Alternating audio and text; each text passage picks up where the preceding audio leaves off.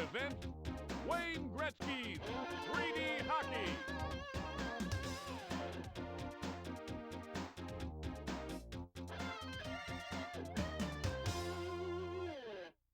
God, I love that guitar music opening of the game machine on the screen. Good evening, ladies and gentlemen. Welcome to Super Bowl Game Saturday. I'm Captain D-Trag. Hi, I'm Dolly Finn. So good to have you, Dolly Finn. We are playing a game that was her choice, because we have the best guests, as I mentioned, on our show, our weekly show we do at varying times, whether it's Saturday, Friday, or wherever. This is your weekly stop for classic gaming goodness. Our guests always come up. Yeah, sorry, excuse me a second. I need to drink water, so I'm just doing the damn intro.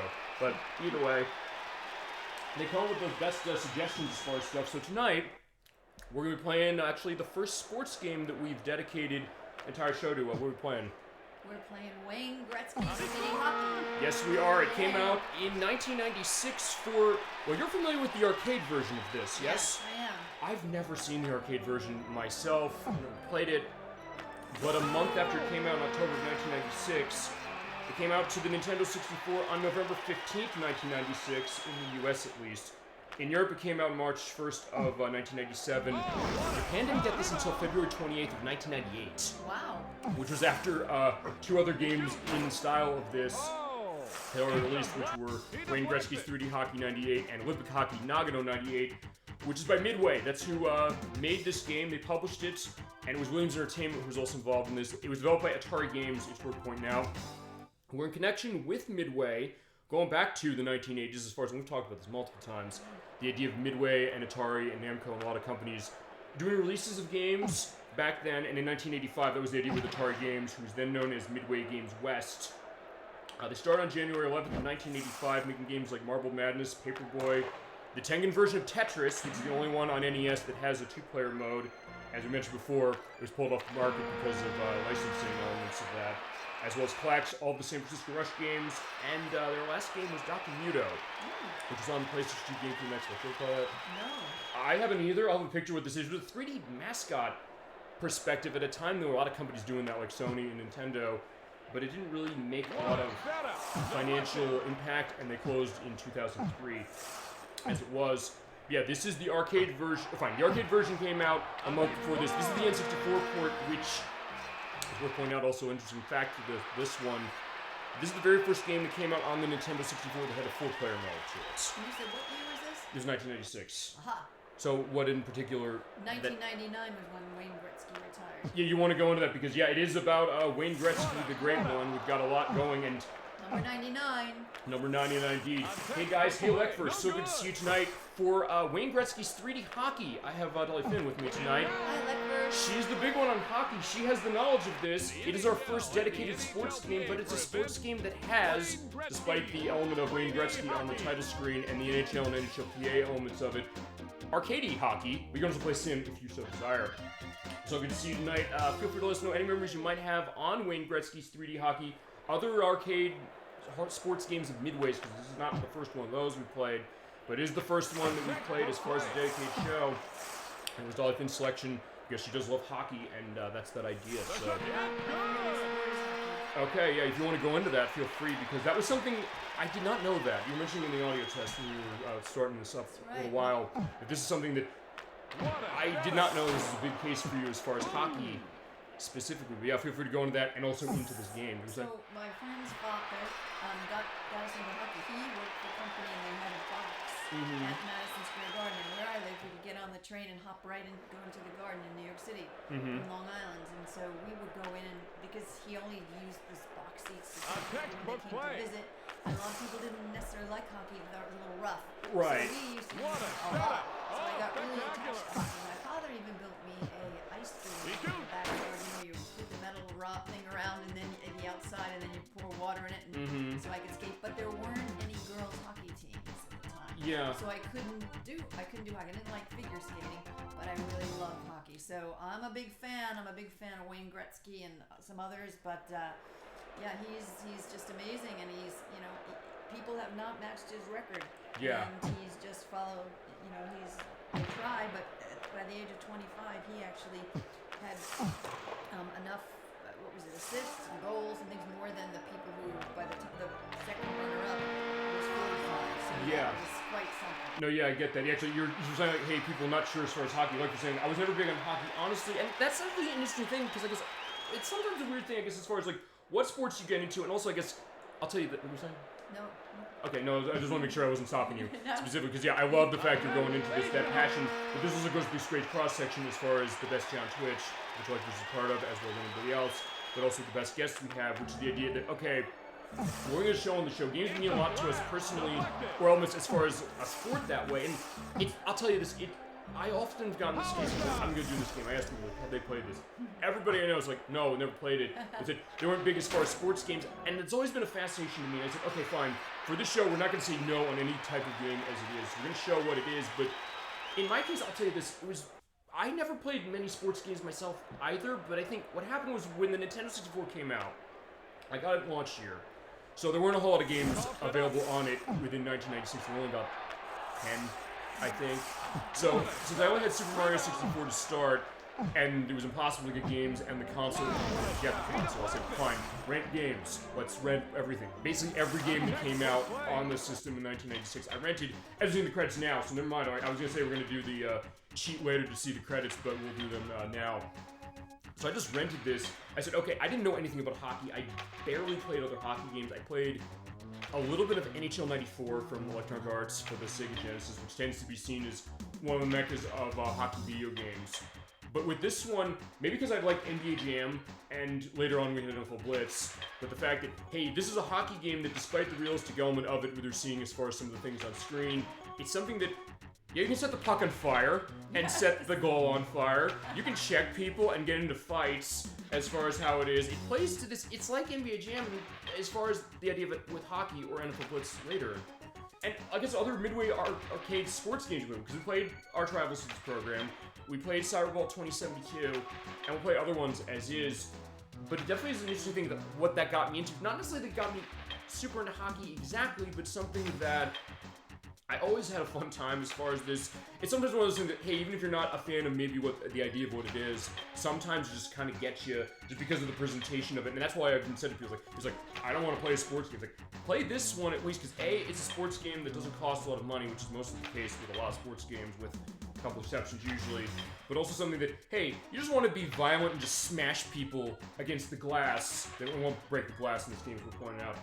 Yeah, you can do that, and in some ways, like, okay, that can kind of play to that, and in a weird way bring people who love hockey like you, Dogfin, people maybe wouldn't necessarily think, hey, I would necessarily go out my way to play something like this together. Yeah, I like it. I love the game, and I like this ability to think about the skills that somebody has to have. They have to be able to skate, and they also have to be able to handle the puck. Sure. And skating is hard enough, but handling a puck and getting it around, so I don't like the fighting, Well, of course. we're gonna have to show the fighting, it's worth pointing out. Like Which, well fine, that goes to the other thing, because what you mentioned you have experience with the arcade game, we'll get started on this in just a sec. When they ported this to Nintendo 64, they were gonna put fatalities in there, because this is more Midway who's making this. They said, fine, we'll make it like Mortal Kombat. Basically the idea of, I don't know, Wayne Gretzky ripping someone's head out of their spinal cord. Well, they said, fine, no, we can't do that. We're gonna be a case where, I don't know, I mean, well fine. Later on you had like games by Midway where they would sort of do that. I don't know if you're familiar. But with NFL Blitz, when Electronic Arts took the license for NFL for themselves in 2004, it's still going on almost 20 years next year. Midway said, fine, let's take NFL Blitz. Let's make it Blitz the League. Let's go insanely mature rated with it. They got the guy who wrote, oh god, what's the name of that? There was this, I think it was Playmakers. It was on ESPN. Basically the seedy side of football. So you had there are people who were literally getting steroids injected into them. You had X-ray shots where, well, in the case of that, you'll see like their bones cracking, or something even more disgusting. Really, they go full mature rated on that. But the case of, and it sometimes was like an idea of like diminishing return. But hey, it's kind of I guess setting things apart. But that point, like as you mentioned, they didn't have famous people they had to necessarily go to exactly, because NFL Blitz got re-released last year on the arcade one-up unit. They took out late hits because the NFL didn't want to see that. But with something like Blitz the League, they kind of went about and said like, fine, the only person we have famous in that is Lawrence Taylor, who's of course, remember, he was the one who was involved with the busting of Joe Fleisman's leg in the 1980s. So at that point, like, I guess he was sort of in on the idea of like what that rural element was. He's like, fine, we're not gonna sugarcoat that. But for this game point is that they said, fine, no fatalities as far as it, but fine. Then there was also Mutant League Hockey though, where it's like you're zombie, hockey players and you basically just kill people. And they'll be on the, but I like that idea because like it's a viable strategy. It's like when we played F-Zero X, which is that, hey, you can just kill the team, just win if you want. But this is like kind of it's a good straddle, I think, like the two ideas. Like maybe not going too far. Like I don't know if this is gonna be something that will alienate hockey fans, but something like, hey, if you're not huge, like hey, you can kind of have that action that way. Yeah. All right. So I think with that, I think we get started, and we'll talk about names as far as where people would go. We'll also take a look as far as summer stuff. I don't know. Do we want to start practice and try to start practice the way we're supposed to do it, which is trying to do two-player, because it's kind of a code you have to enter for this. Yeah, because basically the idea is that in order to do two-player practice, you have to press the A button on both of the controllers. We have three connected. The sister probably wondering why, just the two of us. Well, you need that to play on separate teams. We're still play on the same team to start. So I'm hitting A button on both. I'm gonna do offense, defense, and when you want to practice first. Whatever, it's good. Let's try offense. Yeah, let's try offense. Okay, and if I did it right, when we select a team, we check on who we want to start. You just want to pick anybody. Let's do St. Louis Blues. The St. Louis Blues. Okay, I didn't do it right. So fine, dive in is gonna be on you. Feel free to choose your line, and we'll go into that and show what's going on, and then we'll have a full stuff. Okay, so wait a second. So take no, fine. You take this one just for the purpose of this, just because I wanted to see, because there is two-player practice, but it is hard to do that. St. Louis Blues. The St. Louis Blues. Okay. Oh wait, I guess we did it. We did it. So wait, hold on. Okay, so. Okay, I'm glad we found this. So basically, I guess then for player 2, then as long as you hit A button going in there, we have two-player practice. That's the weird thing that's mentioned for this when it came to that. How do we go on the same team, not on the same team? Right, you're Corson, I am... Red Hull. Red Hull. Sure. The way we're going to handle this game, by the way, just to go on this. We are going to show off... We're getting a goal right away. There you go. All of the secrets that we can show off of this game. There's some interesting stuff that's here. We're going to show off some of the options as far as what it is. We'll show the checking, we'll show people going, we'll show getting goals as far as how it is. We'll give the pageantry, the announcing by Team Pitro. Good stuff, that's for sure. And yeah, that's gonna be the idea. I mentioned this last week. I said, hey, I want to show this game off a little differently than other plays would, because you're like, how do we play a sports game for the show? Because I'm playing. There's not gonna be a limit to the show. Somebody's like, maybe make an interesting couple-hour show out of this. It's like, yes, I can watch me. So yeah, while you practice and get stuff ready, and let's be fine that way. Let's go a little bit of the background of the people who made this. As I mentioned, Atari Games, who's involved, made all the San Francisco Rush games. They also made T-Mek on this arcade game, recorded that to 32X.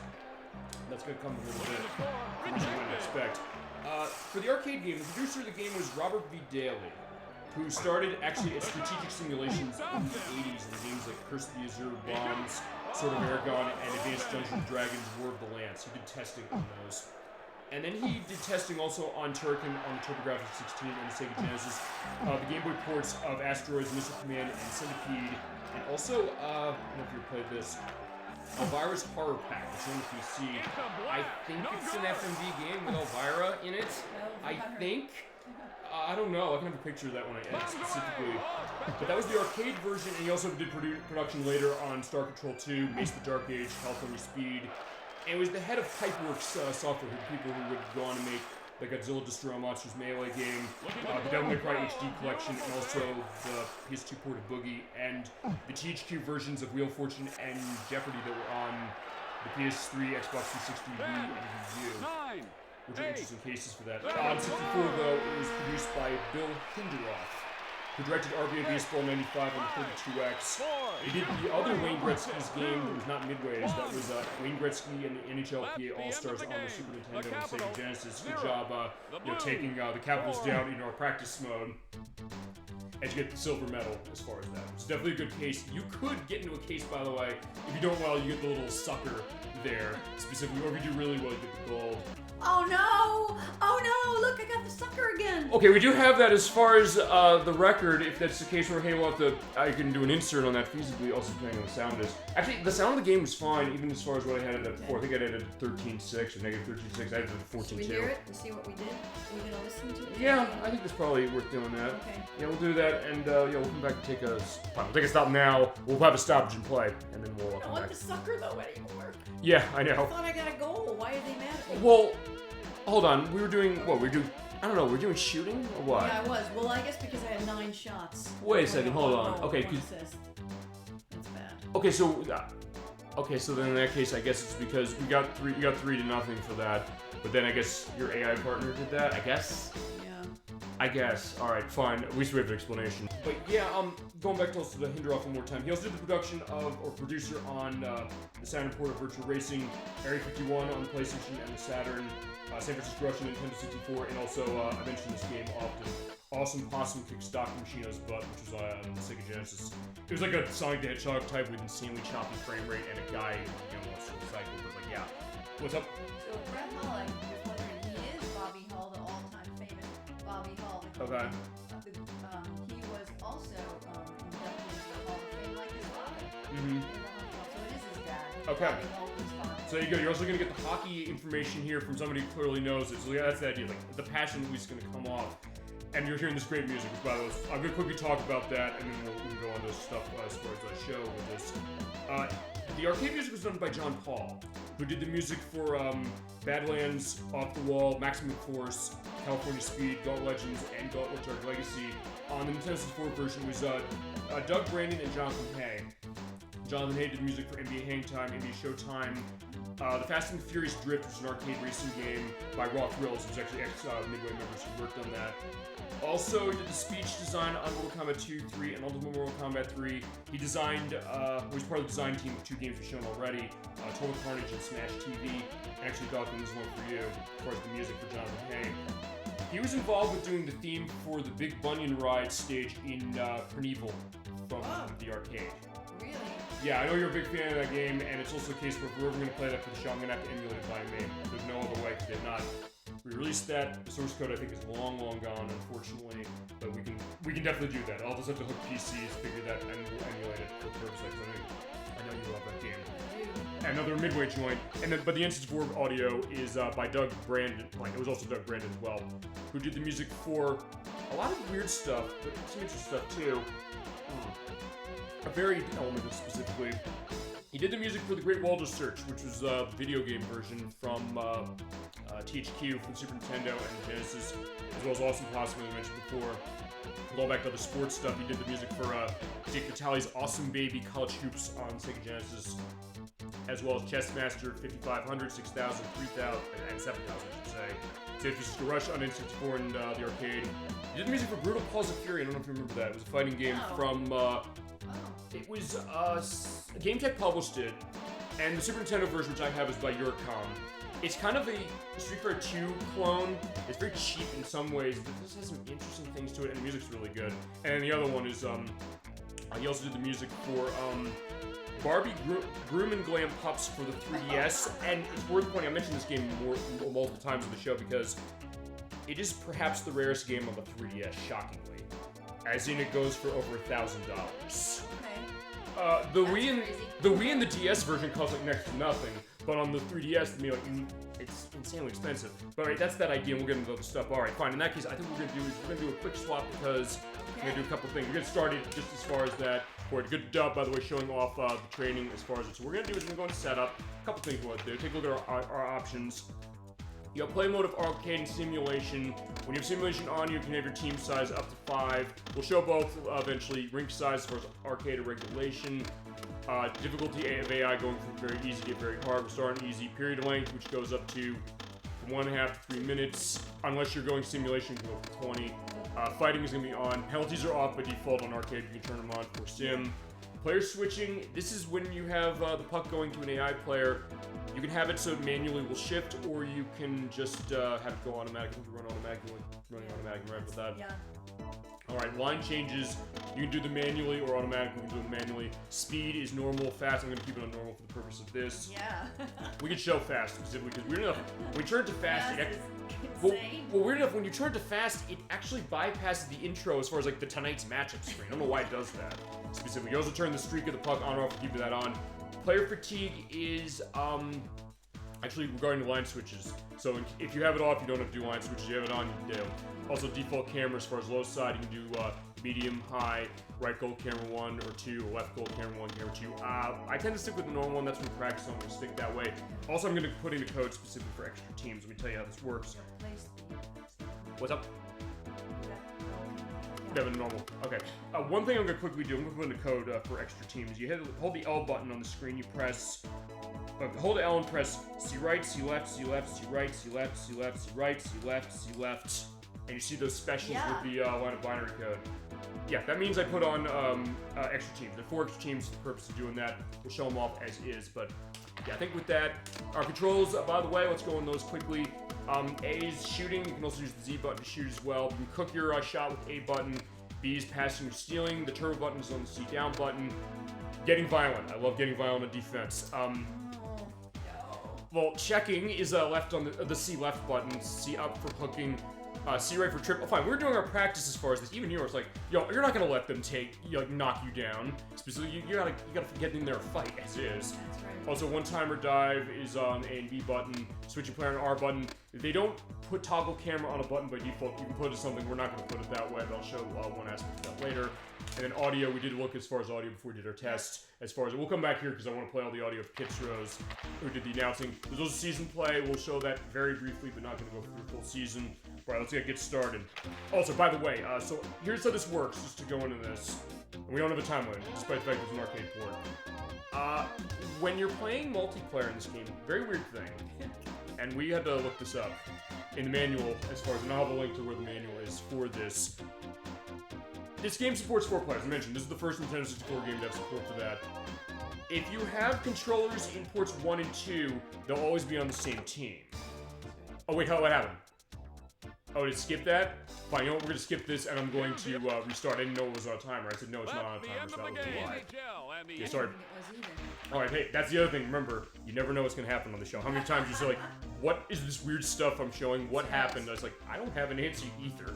As it is. Also records, by the way, we can also go into stuff later on. Actually, or do you want to do that now? Talking about Wayne Gretzky, information about him. We can come back to this, I guess. And also seeing high scores, team stats. Controller pack, there's usually a controller pack, by the way. Gives you your stats as far as when you're doing season.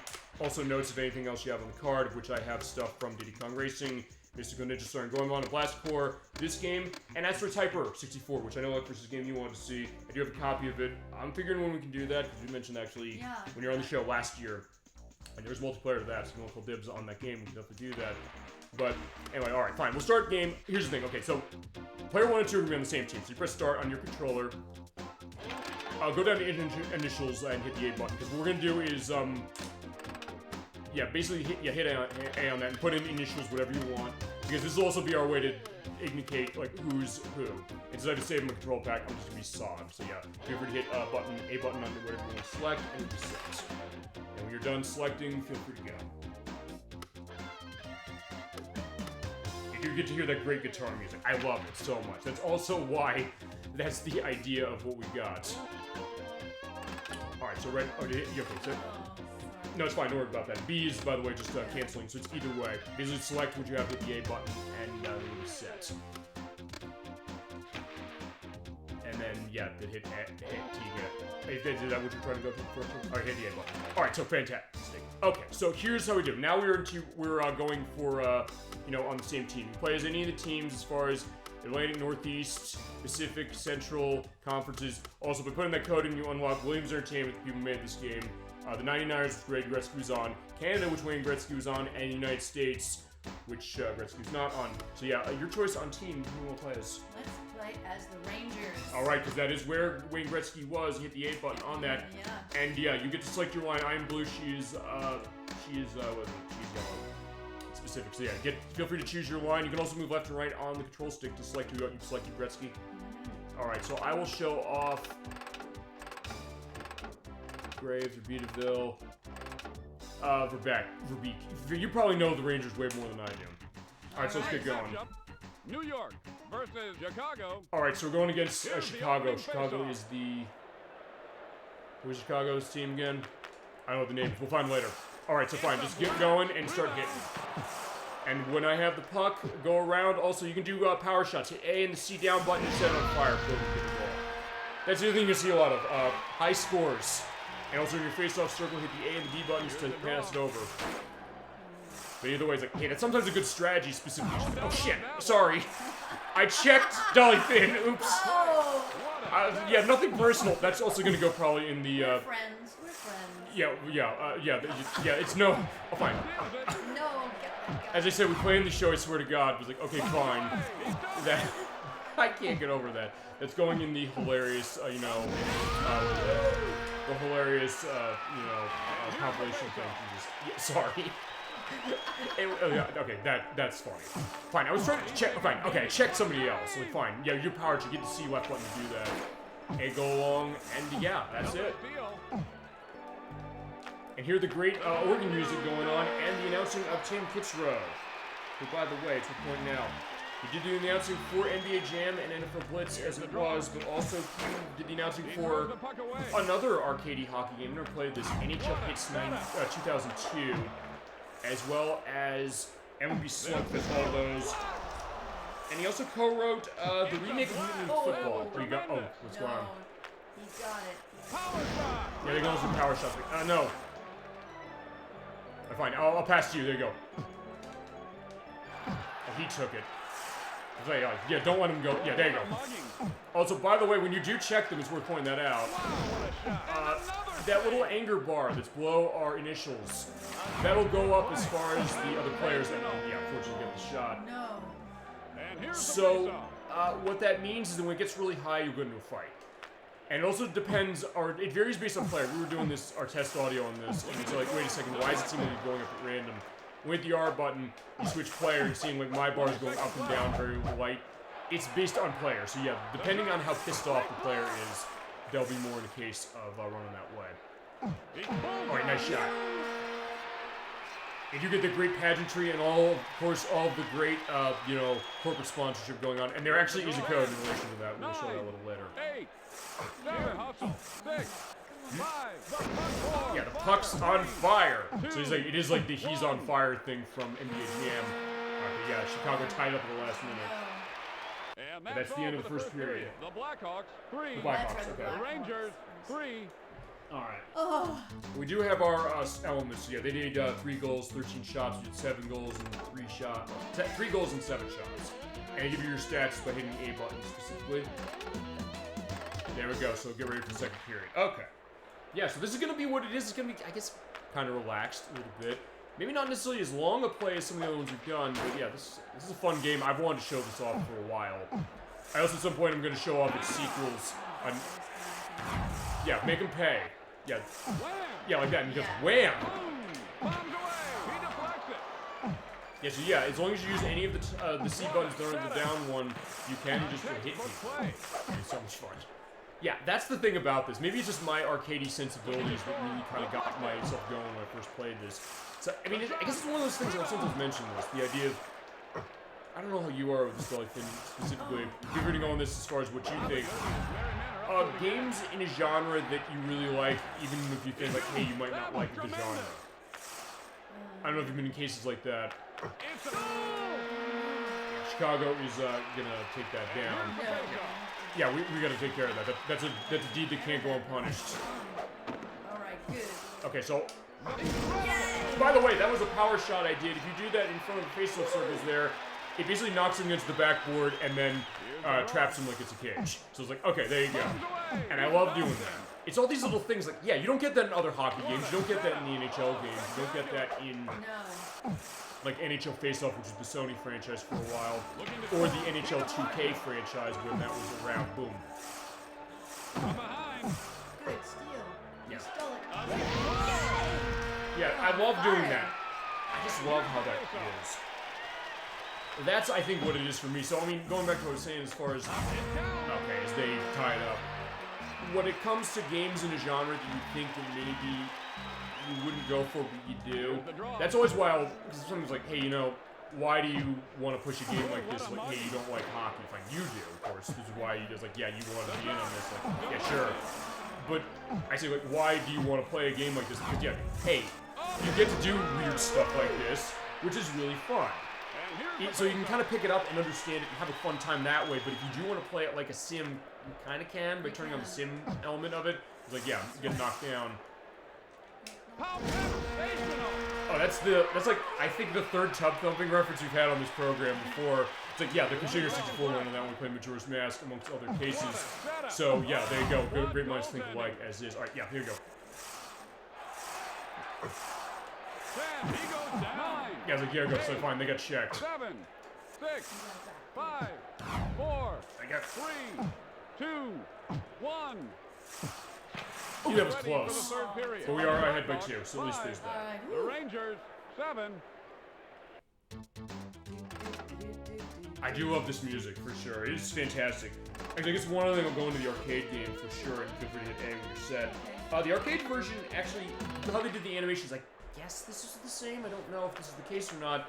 They actually took the skating animations of Gretzky himself, and then they basically then applied that to the 3D models as far as how they did that. They did, usually nowadays they'll motion capture everybody. They'll like, hey, they'll put them in like the ping pong ball suits, and then they'll track their movements. In this case, they said, like, fine, let's take videotape of his movements. Let's take the 3D models here and the arcade version and just apply it then. So it does have that realistic look. So it's like, it does have a realistic element, while also being something that is something that you can be fun just as far as it's like, yeah, I just like to check people. That's fun. Or we're seeing like the Mighty Ducks movies, which remember at the time they were huge. I think fine, the third one hadn't come out yet. This is like just playing those kind of things. It's like, yeah, you know, it's fine. You can pull out the Mighty Ducks if you want to pull out Anaheim. It's like, fine, you can be. I'm trying to remember if it was the second movie, the third one. You remember? I remember the girl who was on the team. Who I think was in the first movie. If you remember Mighty Ducks films. I think, what was the movie? Was it the first one where she basically like checked the guy? She's like, fine, I'll take my time in the penalty box. You can go for the so we can take him out and then you go for the power play specific. So it's like, which we'll see for sim mode. In this, you normally will not. As yeah, my bar is going up, so I'm getting that. But we probably won't show fights yet, but we will show fights eventually. Don't you worry. It was a show. Yeah, if 6 was 9, yeah, there you go. Chicago's going down. Yeah, but. Okay, fine. It also goes to that thing, which is also, I guess, a good reason why we're playing a game like this, which is, I don't know how you are, since you're the big hockey person of this show so far, of people involved as far as going into sports stuff. I don't know how you are as far as like, shit. I was like, yeah, I got smashed in the face. Okay. So what I was gonna say is that like team rivalries, because it's always been a fascinating thing to me. The idea of like, what are people's elements as far as like. Any sports team, not just hockey. The idea, like, what are the rivalries, and like, well, they'll basically be spewing 4-letter words. The idea, like, they hate the other teams so much. For certain things, well, they have that loyalty to their team. I don't know, because I guess your loyalty is with the Rangers, or how'd that go? Well, has it gone around or what? The The Rangers for you, okay. I've gone to see the Capitals. Okay. Another steal deflected. Really good. Oh, really? 10, the shot, 9, that was a takedown. 7, they score. Okay, oh, this is gonna be interesting. Fine, I was saying, Oh my. yeah, we're tied. 6, here's the draw, 5, No! Let's take it overtime. We're going into overtime. headed to overtime. Okay, this is perfect. Okay, so overtime. Do you want to explain to the audience overtime because you're the hockey experts? Oh my gosh, you don't want to go into overtime, although it's quite fun. How many can we do this time? What are the stats? The stats are, it's 25 shots for us, 35 for the Blackhawks. It's 9-9. Okay, you hit A button on you. Let's see. I got 8 goals, no assists, 8 points, 18 shots. How about you? Yeah, I'll hit A. Let's see. Goals 1 point, 7 shots. So fine. So okay, for this, it is a sudden death. Shootout. Well, actually, the way overtime works in this game, as we're pointing out before we start this, they only put 30 seconds on the clock. Yeah. And whoever gets a goal first wins, but if nobody gets a goal, it's a tie game. They do have tie games. You know, it's interesting though, and it was very interesting how the rules changed on overtime, and I thought Really? so. Yep. So in 1942, there was when overtime was eliminated because of wartime restrictions, believe it or not. In 82 to 83, all regular season games tied after 60 minutes of play ended as ties. So it's like soccer, Right, football, but that way. In June of 83, NHL introduced a regular season sudden death overtime period. It was 5 minutes, and that's it. You have 5 minutes. After the 5-minute period, and with no scores, then you had what do you call it? A tie game? Not tie game? Yeah. Well, no, I thought when I went to Serbia, it was a shootout. It was a shootout. Yeah, actually, I don't think this has shootout mode specifically. All right, when you hit that A button, we're ready for overtime specifically. So feel free to get yourself set. In the Stanley Cup playoffs, though, there's no shootout. The overtime period is 20 minutes with full intermissions between the overtime periods. Wow, that's something. I guess they make it so that nobody's gonna get burnt Yeah. out. Cause like, yeah, fine. But that's it. The NHL for regular season games since 2005, and an international competition, a failure to reach the decision, right? In a single overtime may lead to shootout, and that's where. And I used to see the shootout. That was really exciting. What was it? Okay. Yeah, I mean because to have it based on. Okay, so fine. And when you hit that A button, we're gonna start overtime. You ready? We gotta take Chicago down. Enough's enough. Gotta take them down. With sudden death. I know the rules are I gotta go. It's a blast. Come on. Oh no. Oh. Ah, they won. No. Oh, crap. I wish I checked him. Alright, fine. We can't let that. The Blackhawks. We. Yeah, alright, fine. We were afraid of that, but fine. Yeah, look at him with the foot in his like that. I was like, oh, yeah, fuck you. Yeah, we have to take care of this. This cannot go unpunished. In fact, I'm glad we get to show that. I'm glad we get to show overtime as is, but alright, fine. So, I knew the rules have changed over time, depending. okay, so. Unintended. Okay, by the way, career statistics, that's because I'm running controller, packing the controller, I got. So you get a win and a loss, also because we do have ties, goals, assists, points. Okay, fine. We can't let this happen. We gotta bring the Rangers to victory as far as it, and eventually we'll go against each other as far as all this stuff. So yeah, when you're ready, hit A button to see your stats. Really good, It makes for an interesting show, and that's the other thing. If nothing else, I'll say this.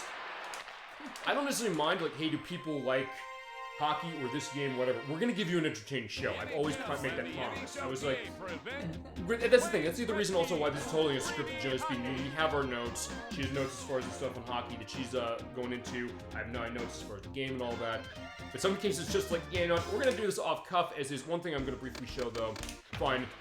Since we do have a second for that, we're gonna have our little promotional element. So yeah, promotional consideration provided by, hit the Z button here, Campbell's Soup.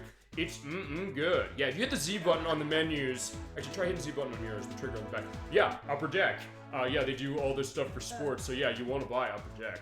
You get to see all these things. Also, Beckett Hockey Monthly. Actually, yeah, my brother in here not as big in baseball as it is. He liked looking at the Beckett pricing guys growing up. But yeah, they do stuff for hockey. Also hit the Z button, T-Mek. I mentioned that arcade game of Atari Games. It was a tank shooter. It was on 32X, so this means this is the only Nintendo 64 game that has an advertisement for a 32X game in it. And I did not know that until about a month ago. Also, CCM. Yeah, whenever you get all of your hockey outfits, it usually comes out of them. And they do have different elements when you go to other stuff. Chunky, which I usually associate more with football, as far as Campbell's Chunky Soup. Yeah, your mother always wants you to eat that as far as being strong for the game. And of course, yeah, enjoy Coca-Cola. It's like, yeah, there's a game with Coca-Cola as far as that's also, I guess, the reason maybe they can't re-release this easily now for it. But it costs next to nothing, like $10 as far as just the cartridge. And Williams Entertainment, who did was involved in the arcade game and this. And I'll go until it repeats. And Nintendo, of course, because this was exclusive to Nintendo's console, except for Wayne Gretzky's 3D Hockey 98. Every game was as far as this was exclusive to them. That one was also on the PlayStation and Easton. So yeah, all of the hockey names as far as these things, and then sometimes like advertisements of the stuff for the stuff in Midway. All right, we're done with Campbell. We got Campbell's stuff. All right, fine. Yeah, we gotta go again. So, all right, fine. Press start. We're gonna be all set. Let's get ourselves going, and then again, also press start, and then put initials in as well. Just so like, and then we can just you know, have everything set. Yeah, if I had a second controller pack that worked, I would also give it to you, so we'd have that, and we'd have to re-enter it. But alas, no. So yeah, you hit the A button. So fine, we're taking the Rangers out again. I'm gonna assume, right? Oh, yeah, we gotta. Yeah, we gotta. Okay, so we yeah. just got to. Alright, so yeah, who's your line? Okay, fine, because when you switch lines, you do have only a selection of 3 players. You also have, Don Messier, you said it was? Because I know you played as him a lot. It's your pick who you want to play here or any of the other ones. You can pick your selection. I don't know Kovarev. I don't know him either. I don't know him. I think none of these names are familiar to me as it is, so that's gonna be that idea. I do love the music here as far as like that build. It's like, yeah, we're gonna get ready for this phase. Fine, we're not going in Chicago again. We're going against the Vancouver Canucks. And also, there is a code, I don't have it written down, where you can make it so you can choose who you play against. Alright, well, Mark Messier, you can play whoever you want to play I as. want to say something about those Blackhawks. So first of all, they were, because the Cleveland Indians changed their name. Right. The Blackhawks did not change their name. They refused to change their name. People were still calling for them to change their name. Right. Alright. Tonight's match. Fine, we're taking the Canucks down. Versus Take them Vancouver. down. Here's the opening face. Yeah, this game is insanely fun, even when you lose, but it's like, fine, we have to win. That's right. Yeah, we're driven. That's gonna be that idea. Driven. Yeah. There you go. Already I'm getting... Fine, okay, fine, maybe it was my punishment. Alright, fine, we got the shot. Maybe that was my punishment because I checked you in the face by accident. That's gonna be the... Somebody else. I don't know if that's gonna be like, as I said, with guest stuff, I also say like, hey, you know... Yeah, when I have guests on, it's like, also you have choice of thumbnail and show the title screen when I do the YouTube upload for this. If you want me checking you in the face, I can put that in as the edits. Feasibly. I don't know, it's your pick. I'll let you have the choice. Ooh, somebody decked me. Yeah, ooh, what a mugging. Oh, Or ow! Fine, in that case, I just tripped. Yeah, the puck's on fire. Yeah, fine, Fine, I decked him right in front of the goal. Alright. Whoa. Come on. There you go, he's hammered. It's like, oh, okay, we both got him. Okay, that's awesome. That's awesome. We got two power checks and then a hat trick. Thank you. See, that's the benefit as far as playing a game like this. And remember, you also can play this game with up to 4 players. And the first N64 game to do that, it is a lot of fun. Just everybody checking everybody on the ice. And yeah, you think this might be entertaining and fun now, you wait. It's gonna get even better. Ah! It also is the case, if nothing else, it goes to the idea of, I guess the idea is like when you're playing with friends this way, or against them, like the trash talking idea. The idea like, hey, you're on your couch and say like, hey, you know, I hate the Canucks, I'm all about the Rangers for life. Oh, and they slammed ours into the cage.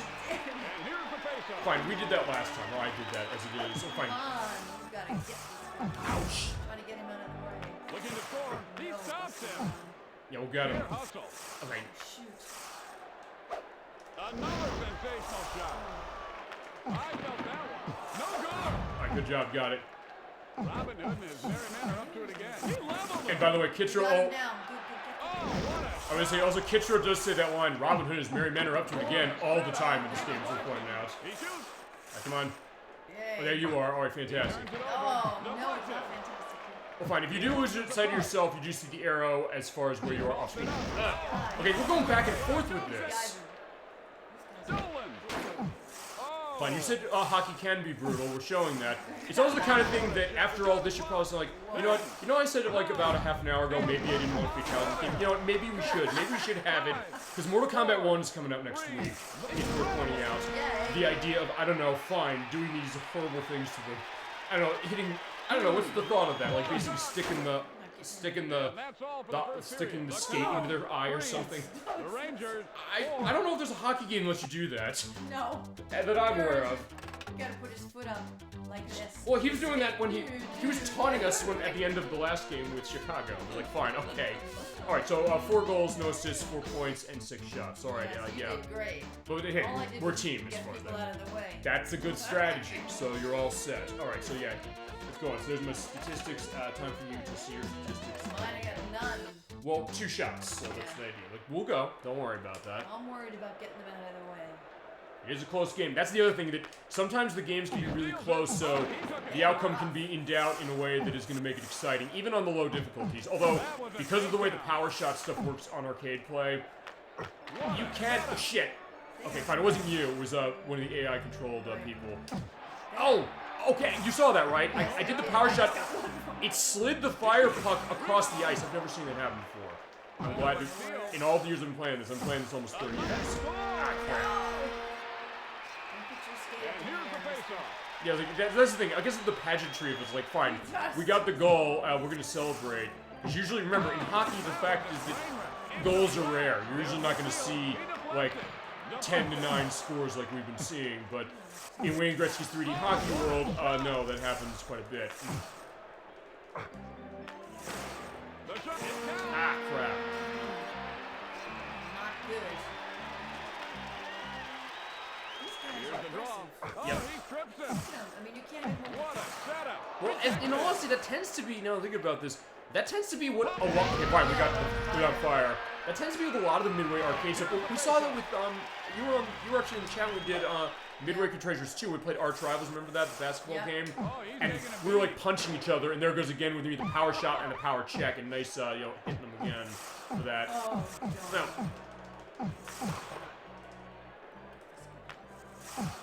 okay, you checked somebody. Nice save as far as our goalie. Okay, no, shot over it. You saw that, right? Just went right up. Ah. But yeah, even in the other Midway arcade games, they could be pretty relentless as far as, actually, I guess I'll ask you this then. What is your experience with other Midway arcade sports games? Because with the arcade version of this, as you mentioned, this version, but what else? Anything like NFL Blitz or NBA Jam or, okay. In my case, it was NBA Jam specifically. That was my experience mostly. Actually, Nocturne's a big one on NFL Blitz. It's usually we'll have to figure when we can do that, because I have NFL Blitz 2000 on the Dreamcast. So in that case, then we can kind of have that element to it. There you go. So that's always the thing. It's like, fine, when they say assist for this, it means that it's assisting in goal, but hey, it's assisting another way. It's like, fine, she can say like, fine, you know what, I'm just gonna check everybody to set me up for the shots. If you want to do that, or him setting up for the shot that way. And here's the face-off. At least it is the second period. You got it. Come on. 8, 7, 6, a textbook play. 4, 3, 2, 1 to score. Okay, fine. Get ready for the Alright, it's a tie. No, Well, it's in the second period at least. So it's not going to be as bad as before, I guess. No. Hopefully not. Oh, but they're shooting like crazy. You're shooting like 30 shots in a period. Okay. So maybe we're not shooting enough. It's like, we're shooting a whole I lot. feel like I'm getting any shots. Alright, fine, move. He loses the puck. Oh shit, I hit you again. Incredible. Yeah, I deserved that. Yeah, that was my fault because I checked you in the face again. Here's the draw. Alright, fine, we're gonna get something going. Ouch! Yeah, I didn't up the difficulty. It's on easy. So I didn't, fine, those are very easy. I don't think we're gonna have to turn down the difficulty. So, He coughs it up. yeah, but you're right. Yeah, he just came by to me and hit that. Okay, nice job from number 20. Oh, Stolen. He shoots. Rebound. He steals it. whoa. Yeah, there you go. Another steal. He deflects it. Okay, yeah, oh good, I'm open. Yep. It's a block. Almost. Deflected. No. Yeah, I basically just got in the way of our goalie, but that was probably a good thing. Oh wait, I'm over there. Shit. Alright, fortunately, it's 9-7. Alright, fine. You know what, fine. Yeah, pull it to me. I was like, I'll let the AI do that. Alright. Hang on. Boom. Alright, so yeah, fine. Alright. Yeah, pass on. Okay, so hang on. Ow. Alright, fine. Oh wait, did you score on yourself? I don't know. I'll tell you, that's a good thing. Let's take a look at the replay. Okay, by the way, the way the replay works is hit the B button to rewind it. Actually, wait. Oh, hold on. Oh, because I guess it was too late. I think I have to do it right at the shot. So, fine. We're down a bit. Fine, pass it to me. Oh, fine. Oh, nice try, the shot. hang on. Boom. Yeah. Sometimes he goes so slow. How come he moves so slow? Not you, but Hang on. Slow. Alright, there you go. We're gonna make the comeback, I promise. Oh, okay, I'm not gonna make the promise, but I'm gonna try. We're gonna try. Come on. Yeah, we're pissed. It's like, yeah, if we get checked again. Yeah, we're gonna have a fight. Come on. Alright, I think I'm open. Oh, nice shot. Whoa. Hang on. Oh, here we go. We're getting a fight. Alright, hit the A button, by the way. I'm hitting it. Fine. Yeah, you know what? Fuck you. Because you've been giving us trouble. I'm gonna hit you that way. Uppercut you that way. Boom, boom, boom. Yeah, boom. There you go. Yeah, that's. We're mad. It's like, that's what happens, by the way. That's a fight. Mad as hell. Not Damn right. Like, yeah. What other Wayne Gretzky's 3D hockey player gonna get a network out of this? Okay. One more shot. If we can get to an own. Try again.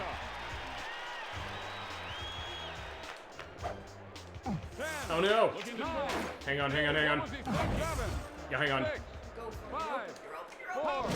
Okay, what? Okay, 4 seconds. Oh no. Oh, we're getting overtime. Oh, pass. Ooh, almost. Alright, check you. Alright, overtime again. I almost got that shot. Okay, so yeah, we almost have it. But, alright, yeah, if nothing else, it's always gonna be exciting here. Okay, so fine. I'll pass you, you pass back to me. Okay, fine, hang on. You got it. Oh shit, no! I got him, hang on. Win! You got it! Good job! Oh, yeah, there you go, got it. Oh, there we go. Okay, that felt good. Yeah, there you go, the excitement is real. And we did it. Fantastic. Great job. There you go. See, that's the idea of what that's going to be. Yeah, calls victory celebration. There you go. Alright, that felt good. Okay, so there we go. 11 assists, or no, 11 goals, 11 points, 17 shots. How about you? Hit A. Let's see. Not bad. Well, you did shots. But see, as I said, you're assisting differently, so I appreciate how you're assisting. Yeah, we are killing them. That's happening. Like, we were mad specifically, so it's like, fine, we had the fight. Alright, there we go. Okay, so next we're gonna do, I think, is... Do you want to do another game to see if we can't win it all as far as specifically? Alright, so fine. Again, we'll do one more game, and then we'll do the, we'll go against each other, and we'll show the other most. Hit the start button. Alright, so, yeah, feel free to go down to initials. Okay, yeah, that felt good. It's like, it can just be exciting. I guess, I don't know, I was like, I guess this best of 3 is gonna be the thought, That's right? right. And I'll run the Rangers again, yes? Yep. Okay. Let's go for it. So yeah, let's go. Yeah, you pick line, whoever you want to run. I'm gonna miss you again. Yeah. You know what, fine, let's play, Kovalev. Tonight's matchup, New York. Alright, New York versus Washington, so yeah, the Rangers against the Capitals. Alright. The Caps pretty good too, so we're in Yeah, I mean, actually it's interesting that, because I know that there was a... I'm trying to remember when it was the Capitals did doing really well. Was it last season? Or, I don't know what... Because honestly, I haven't been following... Because we're not in hockey season yet. When is hockey season? How soon? Do you know when that usually runs? Here's the draw. Whoa! It's a blast. He deflected. Oh, he took a shot. Yeah, and I said, fine, I'm going to put your goalie against the wall. I know the horn's going on, the beep as far as the horn thing going on. The only thing missing as far as that is that when you get the goal, you hear the fine, you hear the siren when you do the power check. Up to it again.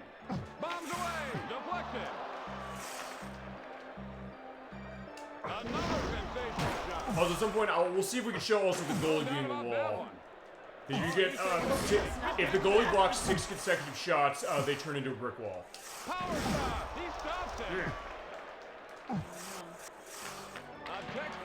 Yeah, they did a textbook play. They always say that. I remember hearing them say, like, a textbook play. And they made a shot. We're up 2-1 at least, so that's a good thing for that, for sure. It's good strategy. It's like, hey, I mean, if nothing else, it's explain like, hey, what are you thinking? You're giving your perspective. It's like, hey, we have an ex-hockey player here in the house, as it is. So that input, as I said, I didn't know that until we were doing the audio check, like about 10 minutes before the show tonight. There you go. They set everything ablaze. Yeah, the whole place is being set on fire, but look at the crowd back there. The old digitized crowd. Ooh. Don't hit my guests. He coughs it up. Fine. Stealing one thing was like fine. He shoots. Oh, what's going on? Huge goal. All right, there you go. All right, 2-3. But it seems like you're doing okay as far as it. All right. Here's the draw. He goes flying. Oh yeah, you do get the you get the okay, there you go. So there we go, 2-4. I'll say, yeah. We're in preseason right now, just We like are. that, like hockey. Okay. It's October, okay, because it's weird. As I said, this also goes, I guess, in my case, when it comes to my lack of sports knowledge completely. Which is, I mean, if nothing else, it's like, hey, there, I guess is the reason why we haven't done other sports game dedicated now. I think, fine. The first show we did with a sports game in any way, shape, or form was Slam City with Scottie Pippen on 32X CD. It's like, yeah, that's how we're going to show that, but it's also that case that, fine, except for football, I don't really know when the season starts. Like, I don't know when basketball season starts. I don't know when soccer season starts. It's like, oh, that's not fun here. I don't know when. Well, fine. Actually, no. Fine. It's baseball and it's baseball and football are the only sports where I know when the season starts. Because in baseball's case, it's April to October or November, and then for football, it's usually end of August, early September to January, February, when the Super Bowl happens. But hockey, I don't know. Right, this year it's starting October 10th. All right, so Exact date. in that case, then okay, so October 10th is the idea. Who are you? I guess what do you wanted to see? I guess because over the past couple years, I guess what have you been paying attention to specifically as far as the teams, or have you been following Rangers and what to do with what the players they have nowadays? Oh, he really clocked him. He steals it. Yeah, he's like a decked him. He's very It's a mean. blast. Deflected. But we're mean too. That's the idea. Yeah, because look at her anger meter. That is what they call it in the instruction manual. It's up in the yellow, so it's like, yeah, you'll get a case feasibly where, yeah, a fight can break out. And as we're doing the mode that has that. He deflects it. Nice. Uh-huh. Definitely. Oh, he keeps going. But I do love when he goes that, he scores! Like, I always love the way that Kitzer says that. Ow. Oh, brother, that had to hurt. Or right there, it's like, oh, brother, that had to hurt, no question. Whoa. Oh, wait, no, wait. Wham! The shot. He stops it. Robin Hood and his merry men are up to it again. He turns it over.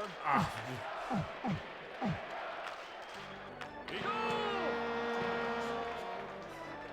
Okay, this is probably, I guess, is gonna be the theme specifically because like, we're working to make that a void. He's hammered. It's like fine. He was, and then I got tripped. But yeah, you do have that playful music, the can music going in the background. All right, the Rockets. Good, I got him. That was a takedown. Here you go. Thank you, I got the takedown. It's a blast. Oh, what a shot. Deflected. Yeah, they always said the Capitals were, I guess, vicious maybe, I guess. I don't know, fine. That's the idea, I guess, of hockey. Yeah, look how mad you are. Look, you're in the red as far as your bar. Like, yeah, another hit you take, you're gonna be... Call 911. Rebound. Yeah, we're not calling 911, they're gonna die on the ice. Is it fine, that's the hockey element. A textbook play. Oh, spectacular. He loses the 20 seconds left. He leveled him. Ah! You saw that, right? It checked him and it went into the goal. There's going to be like a loud noise thing for that because I saw the red go on the mic on that. I was like, no. Oh, no. Oh, he took a shot. Yeah, only on this show can you have stuff like that happening as far as the sights of that. All right, fine. 5, I'm gonna try and get us close. Come on, come on, come on. 2. He calls it out. No. All right, fine. Get ready for the third period. All right, 7-5. Oh, 7. The Rangers. Okay, look at you. It's like next shot you're gonna be fighting. I can't wait to see you fighting. I'm gonna say that right now. If nothing else, it just shows how into a game like this you can get anything really, but especially this. All right, fine. Rebound. Stolen. All right, there you go. It's a blast.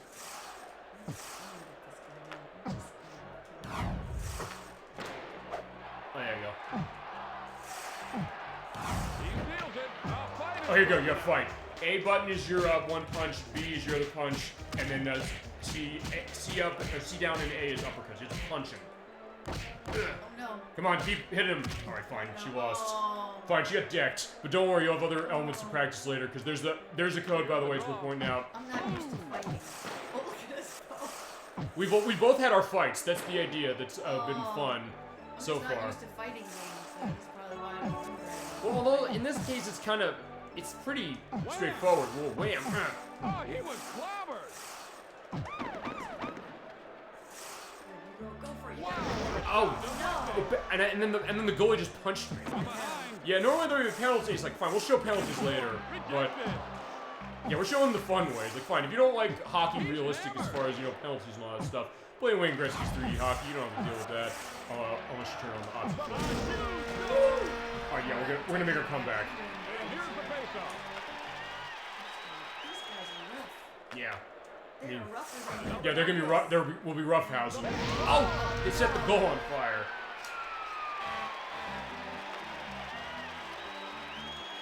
Here's the draw. The shot.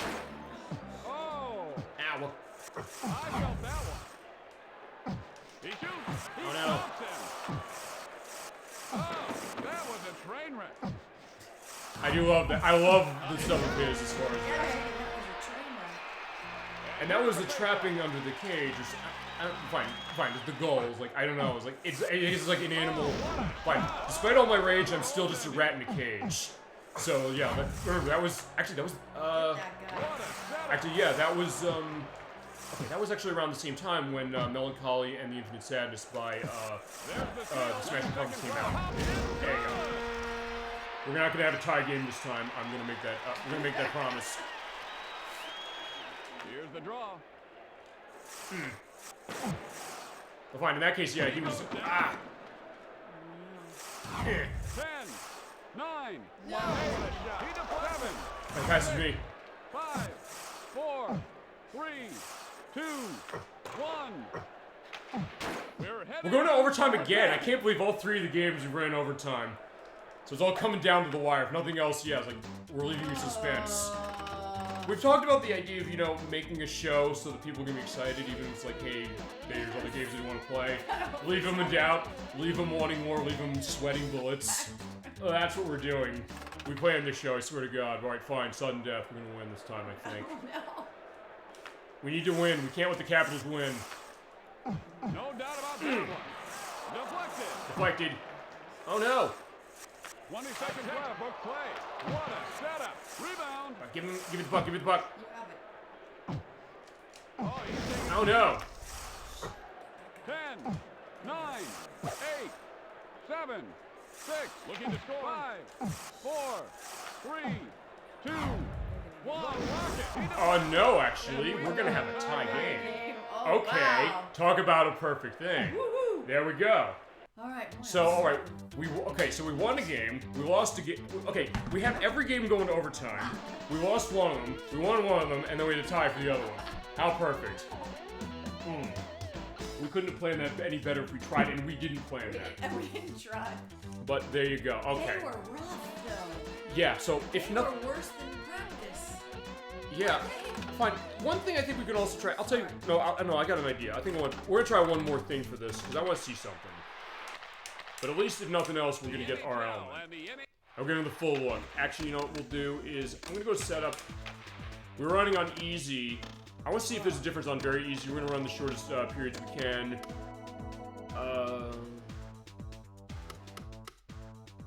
Yeah, fine. We'll do it this way, and we'll show up regulation and simulation in a bit, and then opposite teams. You still want to be out the same team? Yeah. All right, fine. Gosh, I can't even. All right. Oh wait, no.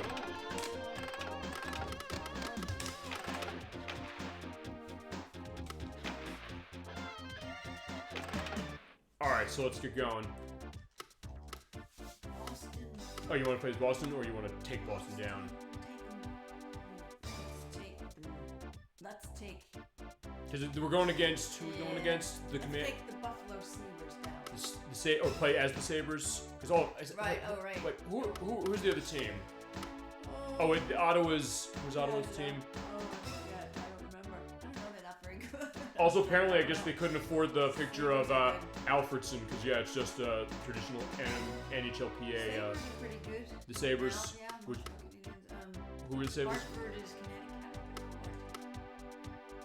Yes, Hartford, there's Buffalo, there's Montreal, Boston. Hartford's team? Actually, you know what? Yeah, we can see that in a bit. Actually, you know what? Okay, fine. I was also like, who's Mario Lemieux play for? Wait, he plays for the Penguins. Canadians. You also have the hidden teams of Williams Entertainment, the 99ers, Canada and the US, as well as the Avalanche, the Calgary, whoever their team is, the Canucks again, the Mighty Ducks, the Oilers, which it's worth pointing out Wayne Gretzky played for the Oilers from because I have the notes down here. 1979 to 1988. And 4 Stanley Cups. Yeah, actually, there is something. When we're done with this, also go into the Gretzky sign. I don't know, do we want him on the Oilers then? He's not on the Oilers. Yeah. Alright, so fine, who do you want to play as? I'll play as Zukowski. Tonight's matchup, Edmonton versus Ottawa. Here's the opening faceoff. I mean, I don't know, because, well, no, we had the it was the Canucks we beat. We lost to the Blackhawks, and then we tied the Capitals, as it was. Alright, so at least if nothing else, we're setting things on fire right away. Here's the draw. Also, for some reason, there is a bit of a delay when he says here's the draw when it comes to after you do like a power shot, like either setting up fire or the kick. Oh, you get to fight. I don't want to fight. I'm not a fighter. Yes, you are. We all heard what you were saying as far as saying what you wanted to do to the other teams. Yeah, make them destroy. Oh no. And here's the face. As I said, we'll get more practice as far as that. But it's a good attempt. It's like fine, you are getting your hands dirty a little bit that way. And by the way, it's worth pointing out, nice shot. It's worth pointing out, depending on the hit you take, that gauge will go up faster. So when you get a power check, usually it'll go up a little faster than you do either. Actually, I don't know if a steal even takes anything away. I'll see if it does. If I don't know, or if I have an answer to that, I'll put it in the edit. Like, hey, what goes on with that? He shoots. He deflects it. It's a blast. No good. Yeah, thankfully we have a good goalie, I guess, as far as the Oilers are concerned. Not nice. Well, I don't know. Maybe I don't know. Did the Rangers not have a good goalie back in 1996? Well, fine. It's hard. Looking to score. He stops it. Yeah. As you mentioned, the idea of the skating, the idea of what it is for this. Actually, one of the things we're going to show a little later actually is going to make scoring either easier or harder, depending on how we do this. But I'll show off a bunch of these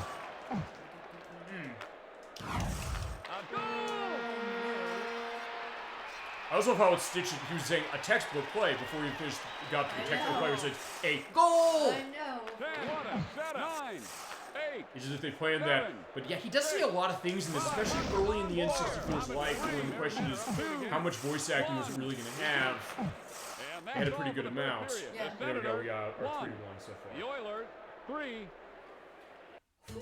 I guess it's also pointing out the fact that Midway had tons of stuff. Actually, now I'm thinking about this. I think of all the third-party companies, it was actually tied with Midway and Nintendo as far as the most games on the N64 in 1996. Because there are two from Nintendo who played for the show before, which were Highway 64 and Wave Race 64. There's Super Mario 64, which we're going to play at some point. And then Midway had this, Mortal Kombat Trilogy, and, well, okay, fine, it's kind of half and half, because there's Cruis'n USA. Remember that? You play that? Yep, Cruis'n USA. Yeah. Cruis'n USA. Yeah. Yeah, that was Nintendo and they were involved in that. At some point I do want to, well, we'll show those off as far as all those cruising games, because I have, the only one I don't have is the one on the Wii, which is the rebrand of one of the Fast and Furious games, but I will show them, but that was a Midway joint specifically, as far as how it was. Also, I learned the other day that, I mean, they censored the Nintendo 64 versions of the game significantly from the arcade version. The arcade version ends with you spending time with Bill Clinton in the hot tub in the White House, on the roof of the White House.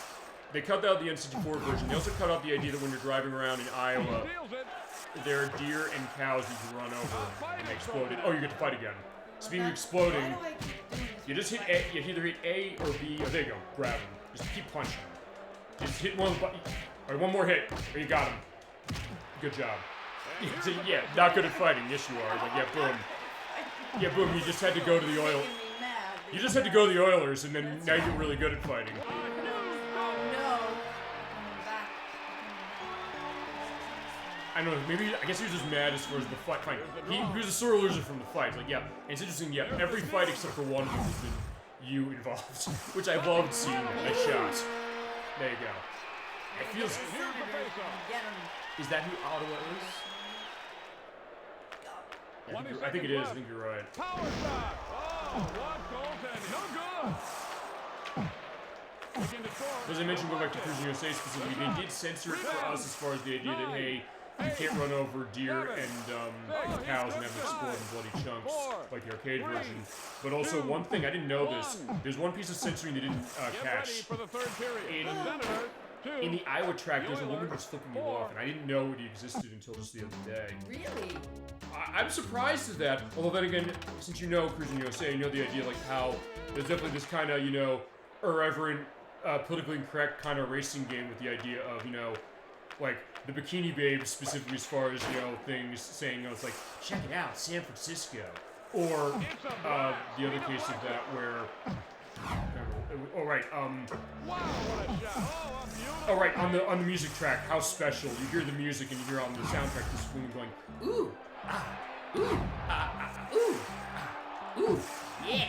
It's like, I kind of love that as far as what it was, but they didn't cut that from our version. The point is that, yeah, that was another Midway thing of Nintendo 64. At some point, we'll show those. Actually, no, since we're going through, hopefully destroying this team as is now, I'm going to float something as far as an idea for this, because we played, as I mentioned, we played the first two Midway Treasures games. We played the third one, which I've got the GameCube version. We're going to show it on that. But there's only 9 games in that. So I'm wondering if maybe this would be an interesting idea. Chad, feel free to indicate this, or tell us if you think this is a good idea. I was going to think of buttressing that with the fact that, okay, fine, there's only 8-9 games in that collection, and there's not even a whole lot of, you know, behind-the-scenes stuff like there were in the other Midway Treasures games we showed. So I'm thinking that I would, since we did use the Retro Game 5X for this, and actually it's our first time using it in like 2 months, we're pointing out, that I basically would pull out a bunch of arcade ports from Nintendo 64 Midways that are not in that collection. Specifically, like the Cruis'n games, Offer Challenge, well, this maybe again, NFL Blitz, specifically. So I'm thinking maybe that might be something to do. But that's gonna come down the road, because I mean, the next compilation program we're doing is Title Legends, which we're doing in May. We're on the Xbox version of that. And it is going to be our take of Space Invaders. You mentioned Space Invaders. Oh, again? I forgot we were in the third tier. I forgot we were. Yeah, okay, we were so into it, we dropped our controller. That's how that was. Like, okay, fine. Okay, fine. It might not be the case when we go head-to-head. We'll see. No. All right, you're on face-off duty. Here's the draw.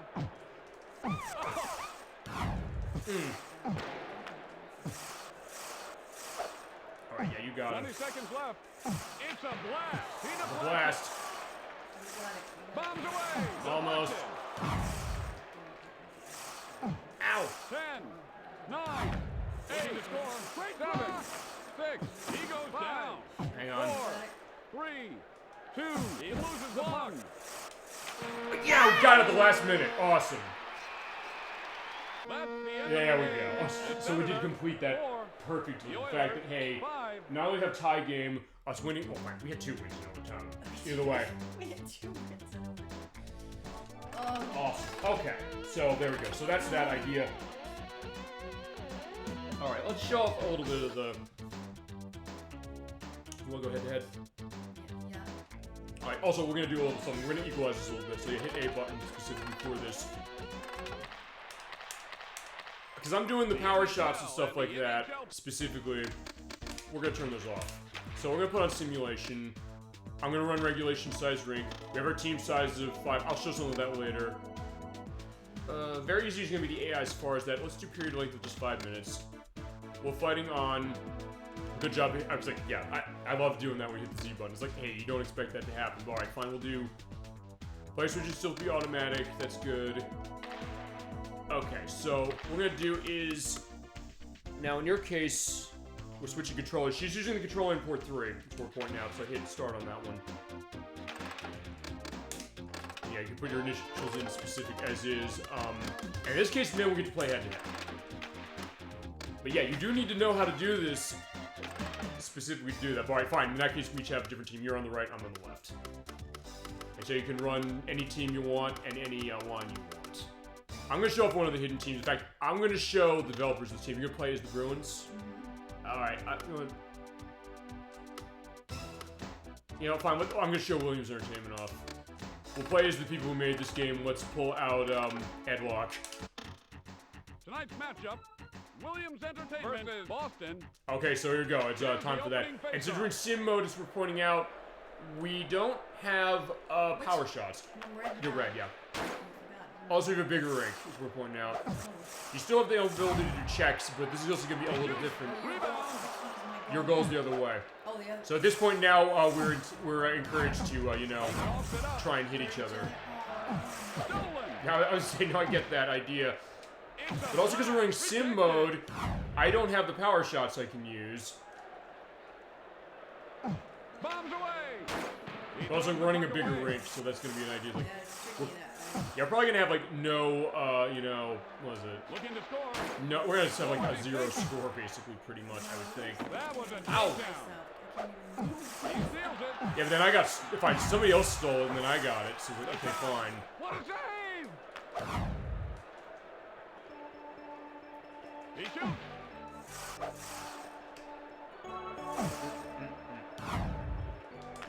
What a setup. Also, as we're pointing out, since we are playing on separate teams, the other thing that might be worth doing also, when we get close to the goal, hit the B button and then hit A and instantly do a textbook play.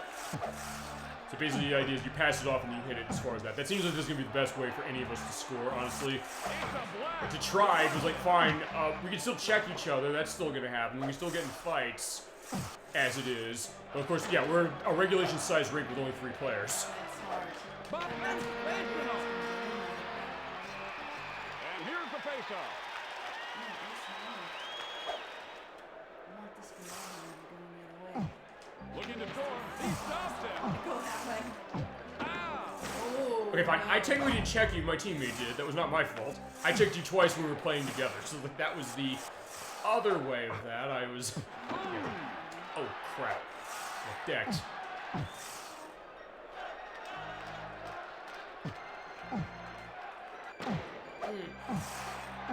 Yeah, feel free to just come by deck me. That's the idea. The shot. Yeah, honestly, at this point when you're running a simulation, you kind of have to use the turbo more. It's the C down button. Yeah, basically, because what they do with the C buttons, since we're pointing that out, they put them in like a diamond shape, so there's up, down, left, and right. Although, it's weird, because that was the other thing. This is honestly one of the games that, at the beginning of the system's life, they were using it the most for gameplay reasons. Usually a lot of the games, like, we played Pile Wings, we played, Wave Race, and Super Mario 64 did this as well. It usually ran it for the camera, as opposed to this game, was it like, fine, we're using that for actions. Even to the point where NBA Hangtime was console, specifically what happened with that is that they had the shoot button on the C down button, which is weird as hell, but you can change the controls if you so desire. Another steal. He shoots. Oh, ugly shot. It's a blast. Rebound. Oh, he strips him. Bombs away. He deflects it. Also, I'm also saying that since when it comes to some of the goals I'm hitting, I almost feel like I'm lucky getting them, as opposed to when we were running arcade mode. Well, fine, we'll run arcade mode shit entirely later. Sorry. No, don't say sorry. Just tear me apart, please. That's the idea. That's the idea. Like, when you're, that goes to, as I mentioned, the idea of you're playing a sports game specifically, or any game really, being right next to each other. So like, you know what? I love you, but you have to go down and taste the ice. And, over teeth or something. I don't know. That way, or I don't know if you ever seen the movie Swingers from the 1990s. I'll have a picture what this is. It was that movie with Vince Vaughn. Actually, it has a scene in it where they're playing NHL 94 from the Sega Genesis, and they do go into the idea of like, you know, hey, get your ass on the ice specifically as far as that. So I think like they're back and forth as far as that trash talking on, or in the 40-Year-Old Virgin, when in that movie they're doing that playing Mortal Kombat Deceptions, which is another Midway joint as far as how that was. The idea of that experience playing a video game, and I guess how the movies represent that necessarily. On top of it. So, wait, what happened? Wait, okay, I'm gonna do the replay. So, alright, fine. I can show how the replay works. You hit the B button to do rewind. You can also do it frame by frame by hitting the C left button. C up and C right, zoom in and out. You can move forward by frame by hitting C down. It's kind of weird. So I'm gonna rewind this. Okay, so let's see what happened on the replay. So, the goalie had it. Right. Your goalie had it. Let's move on. So I skated there. So wait, hold on. Let me go back. Okay, I'm gonna go up by one frame each time. So okay, fine. Also, if you hit the R button, you can change the focus. So I can focus on him. I can be all the way over here, my goalie. But let's see. Okay, so he let go of it and went backwards. Right. Okay, I've never seen that happen before. And here's the face-off. I guess I don't know. I'll ask you this then. What is one of the weirdest goals you've ever seen? Either in hockey that you've played in your life or the witness as far as professional or minor league or whatever it might be. Any case that really stands out to you? No. Okay, fine. Here's one. This is the way it's happening as it is. Ooh. Actually, you know,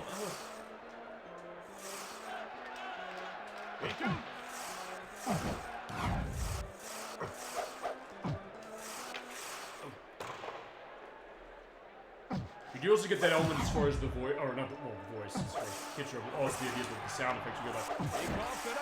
So it sounds right as far as what it is. Also, because we do have really long periods, it's the case that, hey, you're like, hey, it's going as much as it is, you still have time to recover.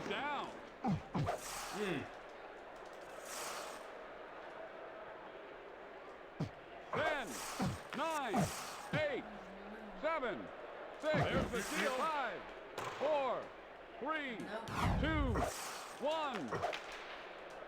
And that's all for the first period. Bruins, 0. Williams Entertainment, 5. But then again, you also do have time. Remember, I can't just be getting goals simply as far as how it is. Yeah, I think also after this, I think what we'll do is I will also show off some of the extra modes as is specifically. But yeah, in that case, feel free to chat to go on anything else you got, and same with you, Pelican, as far as what it is, or other stuff as far as hockey facts. Anything else you want to go. Or other hockey games, because here's the thing, you like hockey itself. What are some other hockey games that you played, specifically? I played one in the arcades. Okay. Remember that? That was fun. Yeah. What are you noticing anything different between this and that one? Because I know this doesn't look the same. Yeah, lots of. I guess the controls to me feel a little weird.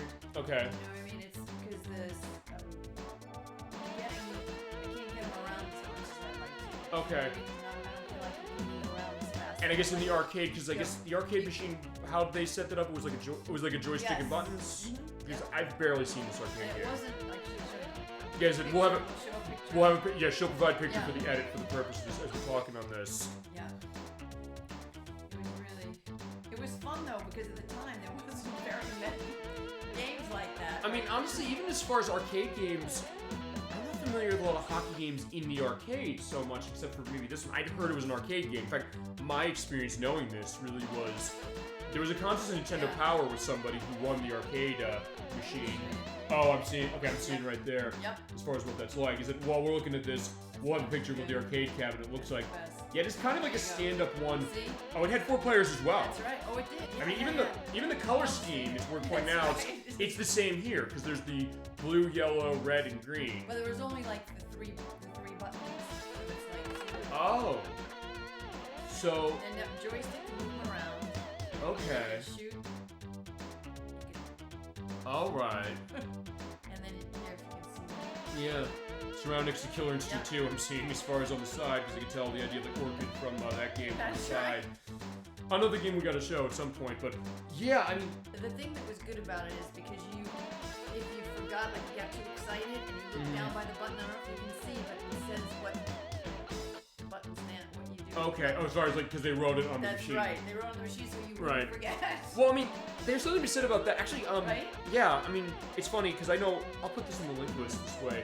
There's a channel I watch, Cat Icarus. He's out of the UK, actually. He does a lot of gaming stuff as like a comedy show, but also looking at a bunch of things. One of the things he did was he did a bunch of PlayStation accessories. He did an arcade stick that was kind of like this in the sense that it had stickers you could put on. It's like, hey, for a fighting game, press this show like punch or kick. Or one that's like a skull and crossbones, like press this if you want to, I don't know, poison your opponent with something. I don't know specifically. I'll have a link to what that is, but the fact of giving that perspective, like, what do you do with it, and then I guess how do you adjust it? Because, and to be fair, I'll say this. And whenever you're set as far as the next period, feel free to let me know and show me the way that looks. Great. Yeah, we'll have angles as far as everything, the way this looks. That Because is it great. is it's one of those I missed in the arcade. But yeah, it's that the one thing I'll say as far as despite the fact that I think we both like this game, I think it's fair enough to say there has been pushback on this game. So like, hey, it's maybe it may be a bit bloated with some of the elements of the controls, or maybe there's so much to manage that maybe it seems like it's overwhelming. I don't know, maybe, which is a fair point. Something said like, hey, we might like the game, but there's things that we can kind of take a look. It's like, hey, it's weird. Or that. Right, Rick? I'd love to have that game. I'd like to see a port of that, but okay, I'll tell you Is what. it anywhere? No, well, fine. This is the only home port of it, and even then, it's not 100%. I'll tell you what we'll do. I'll figure what we can do with that MAME thing. We'll do a show, and you can call dibs on this. We'll do a double bill of the arcade version of this and CarnEvil. What do you say? Oh, CarnEvil. All right, now yeah. You're talking. I'll look into that because I got to see how that emulates as far as since that's a light gun game as far as CarnEvil is concerned. I'll have to see how that runs.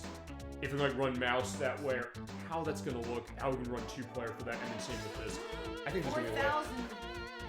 $4,495. Yeah, you go on eBay, you want to buy one of these machines, you can do that. Or I guess maybe if you have like, Wow. you could feasibly, I don't know, maybe swap the board out There's perhaps. one for 3,000.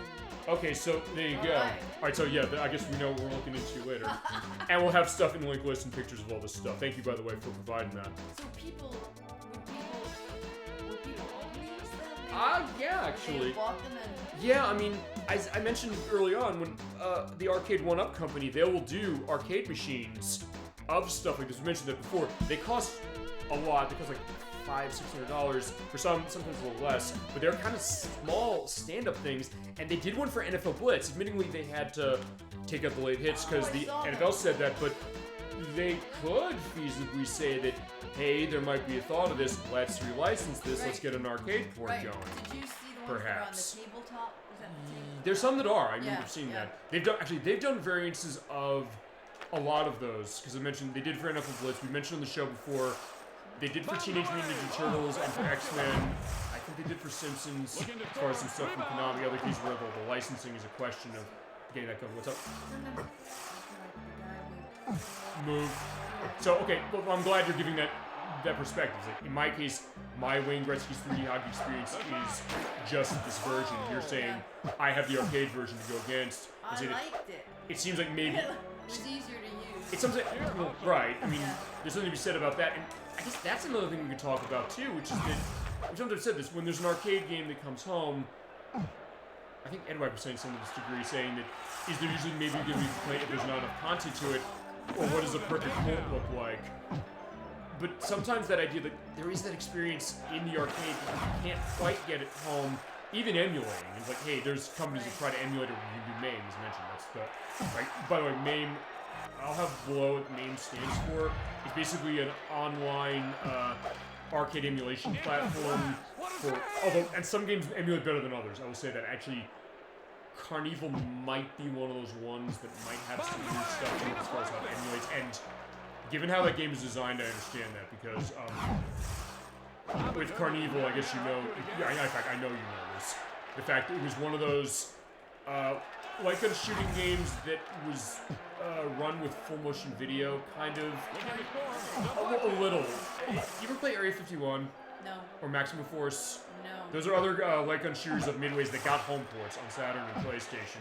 CarnEvil didn't, but like those, it's kind of pre-rendered FMV as far as what the sights of that are, and from what I understand, apparently it is really hard to get that going, and it also goes to what I mentioned a few weeks ago. I said, there's this project I want to run, which is the idea that when we get the Super Bowl Game Saturday Discord set off the ground, when that happens, I'm going to be coming up with ideas like games I know where the source code is lost as far as listening to, like, hey, we question why do we not have a new version of something? And sometimes it comes down to the fact that, hey, there's a source code lost, or the way the complexity of it is, or it's on a format that they can't convert, perhaps as far as files or something like that. So we'll have that in line, and I would basically check like, does source code exist on CarnEvil? And the answer is no. But people trying to emulate this, like I mentioned, we did piling this about 2 months ago at this juncture. Oh no, about a month ago. Fine, I've lost track of time as far as how some of that stuff is. But I was mentioning, I went to this game store about an hour from where I am, and this guy basically was building custom PCs for emulation of basically every system imagined. And I think he said he was working on, actually no, I don't think he said he was doing stuff for arcade. He was doing on really trouble spot systems as far as what their emulation's like. Stuff like Atari Jaguar in particular and Sega Saturn. But he also, the way he was saying this, he was saying like, hey, I basically am going in to try and pretty much custom build these PCs for what these settings of this game would be to replicate that as much as you can for the console. I'm wondering maybe there's a project doing that for arcade games, because like, hey, some games don't emulate well on MAME. Maybe they can adjust that, maybe they can figure that. So, it might be an interesting thing, or else with the fact that like, people saying that, hey, when it comes to emulation, that perhaps the fact that it's almost a form of game preservation, like, you just show, well, because maybe it didn't get re-released, maybe the source code's not around, they can't reverse engineer it, or, as you said, like, hey, you want an arcade version of this game, you're gonna have to pay like $3,000. Specifically, you're like, no good.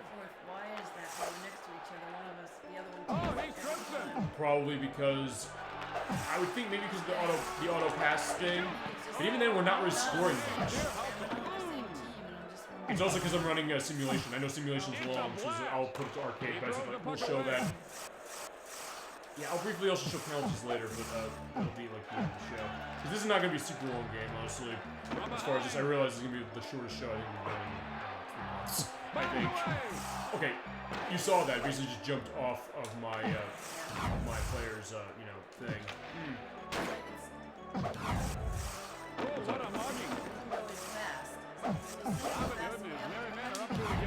I can see now.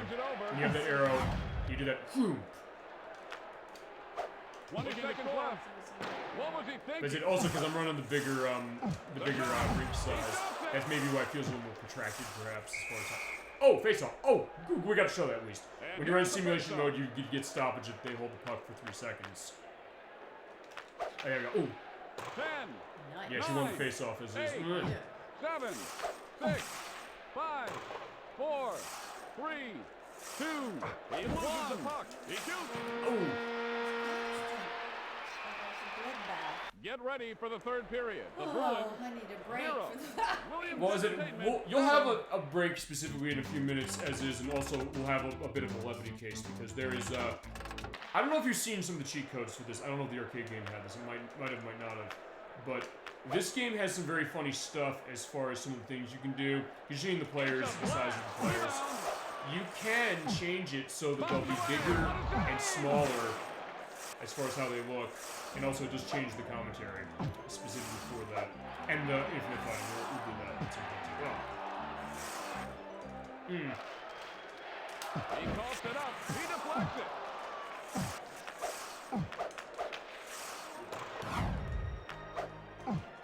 Stolen. The shot. That was tremendous. Another steal. Oh, he trips him. He shoots. It's good. I think that's like the only goal I feel like actually works. Even though I know it's 18-0 specifically for that, but I don't necessarily feel maybe in this case that I'm necessarily in that much of a skill case. But fine, you would be better in this case just as far as real hockey because of the fact that hey, you know exactly what you need to do. Because I guess then when it comes to scoring, it's basically just faking the goalie out. Basically, yes, it's more than that. You would go to your philosophies as far as that, if you so desire. Bombs away. Being on one side and you squeaking through or squeaking through, you're pretty good. I'll tell you, some of them when you watch them, you think, oh, you're going to get hurt. hurt, but thank God they're padded as they are. Right. It's really, that He hockey goes down. match at that speed, it's just, I was gonna say that's gonna be the case. That, yeah, you don't want to get hit by that. He turns it over. it's Looking to score. And it usually goes to the idea that I remember. I think I don't remember what this was. There was this years ago. There was these same studies of like what's the most dangerous sport. The shot. I mean, hockey, I guess, to a certain extent, well, more than a certain extent, but I know the one they tend to say a lot was baseball, it's true. because of the fact that you get beamed. That's right, and well, He the shoots. ball's coming up just Rebound. so fast. Right. Actually, I saw There's a young What a setup. He deflects it. the bat. was in the, Did you see the game that was? He loses the puck. I'll tell my story Oh, then. did you? Keep going. Go on and saying. It's a blast. Deflected. Oh, okay. Okay, that's different. Actually, I was out at a bar actually that night. It was a game between. Oh, ugly shot. was it a young? Looking to Let me score. think about this. This was like the kiddie leagues. Oh. He was hurt. The shot. Oh, okay. That's okay. The little league. That I was aware of. This was actually a major league game. He stops It it. was about, I think, 2 months ago. I'm trying to remember the teams. I'll have an edit saying what this is, and I'll look up as far as off screens, like, what game was this? The way the batter swung the bat specifically, it hit the catcher in the head. Oh, really? Yes. And it was kind of thing that they had kind of a stoppage as far as the game for about, I think, almost a half an hour. Specifically, as they're trying to get a sense of what that was going on. And remember, the thing with baseball that I've noticed recently, Yeah. people always complain baseball's too slow as a game. So what they basically do is they do what football does, which is, you know how they usually have limitations on play time, as far as how long you have to go to make a play. They're doing that in baseball. It's like, hey, you can't just wait to do a big pitch. So they do that. But in this case, fine. It was just the case.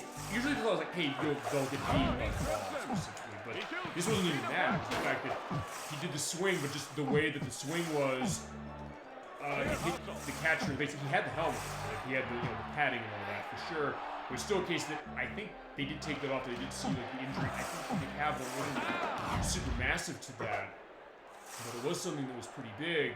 Well, not pretty big. I mean, it was something that you noticed, and then they kept showing on the instant replay, like, Jesus, look at this. It's like we had that with the Jets game this past week against the Bills. Aaron Rodgers, he was on the field for, I think, not 4 plays. Yeah, his Achilles heel was hit. He's out the whole season. That was his first game. The Jets won the game specifically, but that was the case of it, specifically with him. And it was interesting when we thought of that, because I was saying, like, he was like, yeah, that happened, which I then said, and I get to tell the story. I don't think I've actually ever told the story on the show. I'll say it. I said, my assigned team won. We're talking about assigned team. Because I've told you the story, I think you know this, but when I was in college, it was like August of 2012. At that point, it was when football season was starting. So it was like, what's your football team? I don't follow football. It was like, you have to have a team, Captain D-Trag. It's like, we're going to give you a team. We're going to give you the Jets. And I looked at that. I was like, what's their record? I was like, their record is low. And I said, like, and I think they said, like, they were going to, they did that on purpose specifically. I was like, fine, we're going to give you a team that nobody likes. I was like, fine, you know what? I'm going to show you. I'm going to be following the Jets just for that very reason. Not really necessarily watch the games specifically, but just the fact that, fine, I'm doing that. So I'm kind of sticking to that. But that's why I heard that specifically Rodgers that way. But yeah, it's the end of the game. Even though it's 8-0, I don't even necessarily feel like I earned the 8-0. But okay, fine. We're gonna do a couple things. Just like you wanted to take a sip. Feel free. I don't know. Do you also want water? I got tons of water here, and so do you. Okay, wait a sec. Okay. Okay, it's career statistics specifically. Okay. Okay, so there we go. So good case as far as showing simulation stuff. What I'm gonna do is we'll show a few things. I'll tell you what we'll do on our we said, like, hey, let's celebrate the element of Wayne Gretzky, and okay, fine. We'll show team stats because they do name the team specifically. Yeah. Puppy doodle.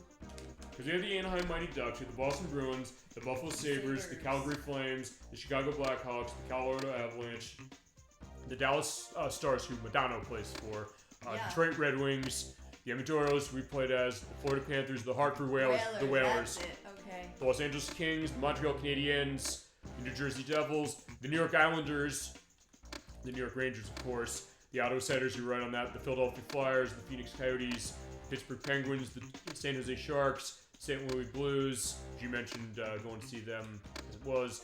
The Tampa Bay Lightning, the Toronto Maple Leafs, the Vancouver Canucks, and Washington Capitals, and then the Unlocks, which are Team USA, Team Canada, the 99ers, and Williams Entertainment. And that's that idea. Pittsburgh Penguins. Let's take a look at the Penguins. What were they looking like as far as the 1995-96 season? Okay, so it's Mario Lemieux. They were okay. Fine, Mario Lemieux is a big name. That's right. As far as other, hockey games where I know they have like the name of the person involved in that, I know there's Mario Lemieux hockey, which I believe is on the Sega Genesis and Super Nintendo. You saying? Yeah, they had 2 Stanley Cups in like 91, 92. Mm-hmm. Yep, they did, and they had a clean sweep of the Blackhawks. Really? Wow, that's probably a case like here the wingman specifically as far as that. And he had Mario Lemieux had 34 points, 16 goals. Did he now? Yep. Actually, they probably are going to show that. Okay, and then there's goalies, Brasso. Okay, fine, you're right. A goal, 69 goals, 92 assists. And he was an MVP with, I think, yeah. Okay.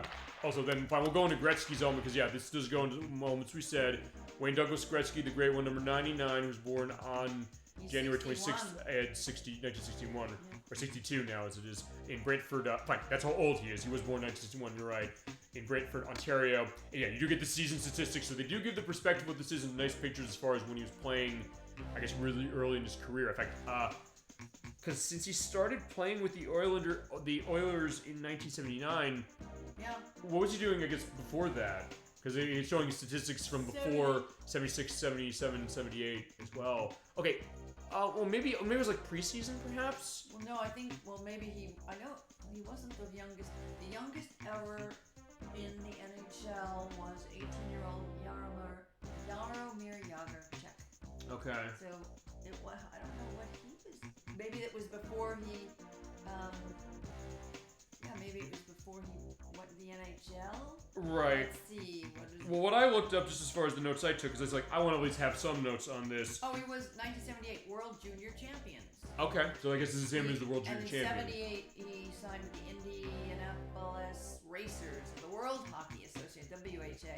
Okay. And then they folded, where he briefly played before being traded to the Edmonton Oilers, and that's when he became.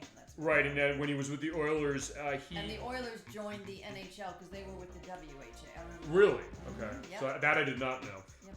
Yeah, because from what I was taking notes down, apparently when Gretzky was with the Whalers, he was the youngest player to score 50 goals and do so as his first year. And then it's funny, not funny, but when he was with the Oilers, he had the 4 Stanley Cups, but then they traded him to the Los Angeles Kings. Yeah. And that was 88, and guess what? He brought them to the Stanley Cup Finals in 1993. Which, the guy they'll go to is that. so good. Back there, he that way. He actually briefly played for the Blues as well. I think. And then he ended with the Rangers. Yes, he did. In fact, they'll go. Well, fine. They'll go into everything except the fact he ended with the Rangers and the fact that he coached for the Coyotes. I think he was like 40 something years. No. Yeah, no, he wasn't. That was Jaromir Jagr, 45. I forget how old he was when he retired. Okay. Well, he retired in 1999. Yes, he so did. He was born in 1961. 61, and he was 38. That's young to retire. I mean. Well, not really. Not in hockey. No, because 45 is old.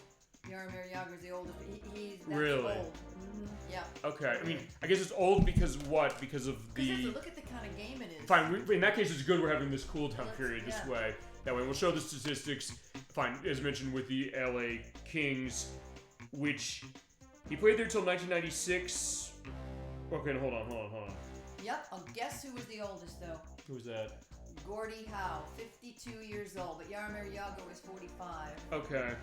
Yeah. So I guess the idea is that it puts a lot of stress on their bodies that way. 52 years, 11 days, yeah. Okay. 48 years for Jaromir Jagr, 2017. Yeah. Okay. Wow. That is cool. Yeah, because actually that was the thing, right? Because after the Oilers won the Stanley Cup in 1988, he was traded pretty much immediately after to the Kings, as it was. He played there until 1996. And then you mentioned, he was, then he joined the Rangers as a free agent, and it was until the rest of his career, although since it was 1996, this is only going down. So in fact, there is St. Louis as well. I guess you said he played with the Blues, for the Blues. Okay, that was what it was. He played with the Blues for 5 months specifically, and he was traded to the Rangers as a free agent. Yeah, you know what the average age is of a hockey player right now? What is that? 27. Why years is old. that? That's because they are young, Jonah, but there is the oldest player right now who's playing right now is in the Buffalo Sabres. He's Craig Anderson. So, yeah. And as you said right here, here's 41 now. here's the career season things as of 1996, which is brought to you by Kraft, by the way. He's the only one over 40 right now in the league. I guess because it is that much of a strain, perhaps. Look at it. It's quite rough. But I mean, see, it's interesting. Do other sports have that kind of a age where retirement happens to this degree? Look at soccer or football in the UK.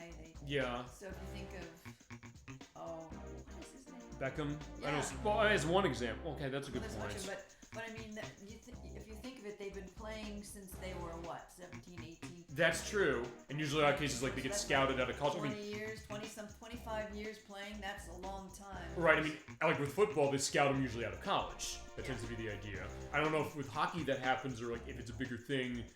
Fine, because hockey's huge in Canada specifically, so I don't know if that's the case like they do with schooling over there, like scouting out of schools like the U.S. does with football, or sometimes other sports. We hear a lot with football. Yeah, as they've mentioned. got a 41-year-old playing in football right now. Okay. Baseball, I wonder. Baseball, I got the sense it was older, slightly, sort of, because even then I remember, as far as, like, we'll get to this when we get to some baseball games. At the time, I was focused on the Baltimore Orioles, specifically Cal Ripken Jr. when he broke, whose consecutive game record was that he broke? Oh, God. Was that Babe Ruth? That was Babe Ruth's, wasn't it? If that's not right, I'll put an edit down saying who was. Is it Babe Ruth's or Mickey Mantle's? I wish Inherent was here. He'd know the answer right away. You mean Cal Ripken? Yeah, because he was semi-older before he retired. He was. So maybe that was where I was thinking. As far as so that also goes to my limited element as far as sports, because I saw it every so often, but also I was surrounded by people who knew what it was. Like Inherent is an example for that. But in some other cases, like even tonight, I didn't know a lot of this stuff as far as like what your fandom of hockey was. That was Lou Gehrig's record, though. Oh, okay, that was it. Lou Gehrig, thank you. I knew it was somebody specific as far as that. But as you mentioned, yes, the Stanley Cup win. So yeah, okay, here are the awards that Gretzky got. Look at that. Stanley Cup 4 times as far as with the Oilers, although... Oh, wait, I'm trying to remember... Yep, and then he brought, when he was traded, he brought them to the Stanley Cup playoffs, the California team. The LA Kings. Right, but then they didn't get the Stanley Cup. Okay, and then there's the All-Star stuff specifically Look at of... his Hart Trophy, how many times he won the Hart? That's the Hart Trophy. Because I didn't know that's what it was. Incredible? Yeah, look at that. Right? That's incredible. No, yeah, I mean, there's something to be said about that is that that's like 9 times for the Hart Trophy alone. That's the most valuable player. Well, I know from what I understood, there was a lot of MVP things he got, including, I think there's one that they kind of made an exception. Usually, hey, you have to be in the league for so long. But I think they made an exception for him on one thing. I don't know if it was that.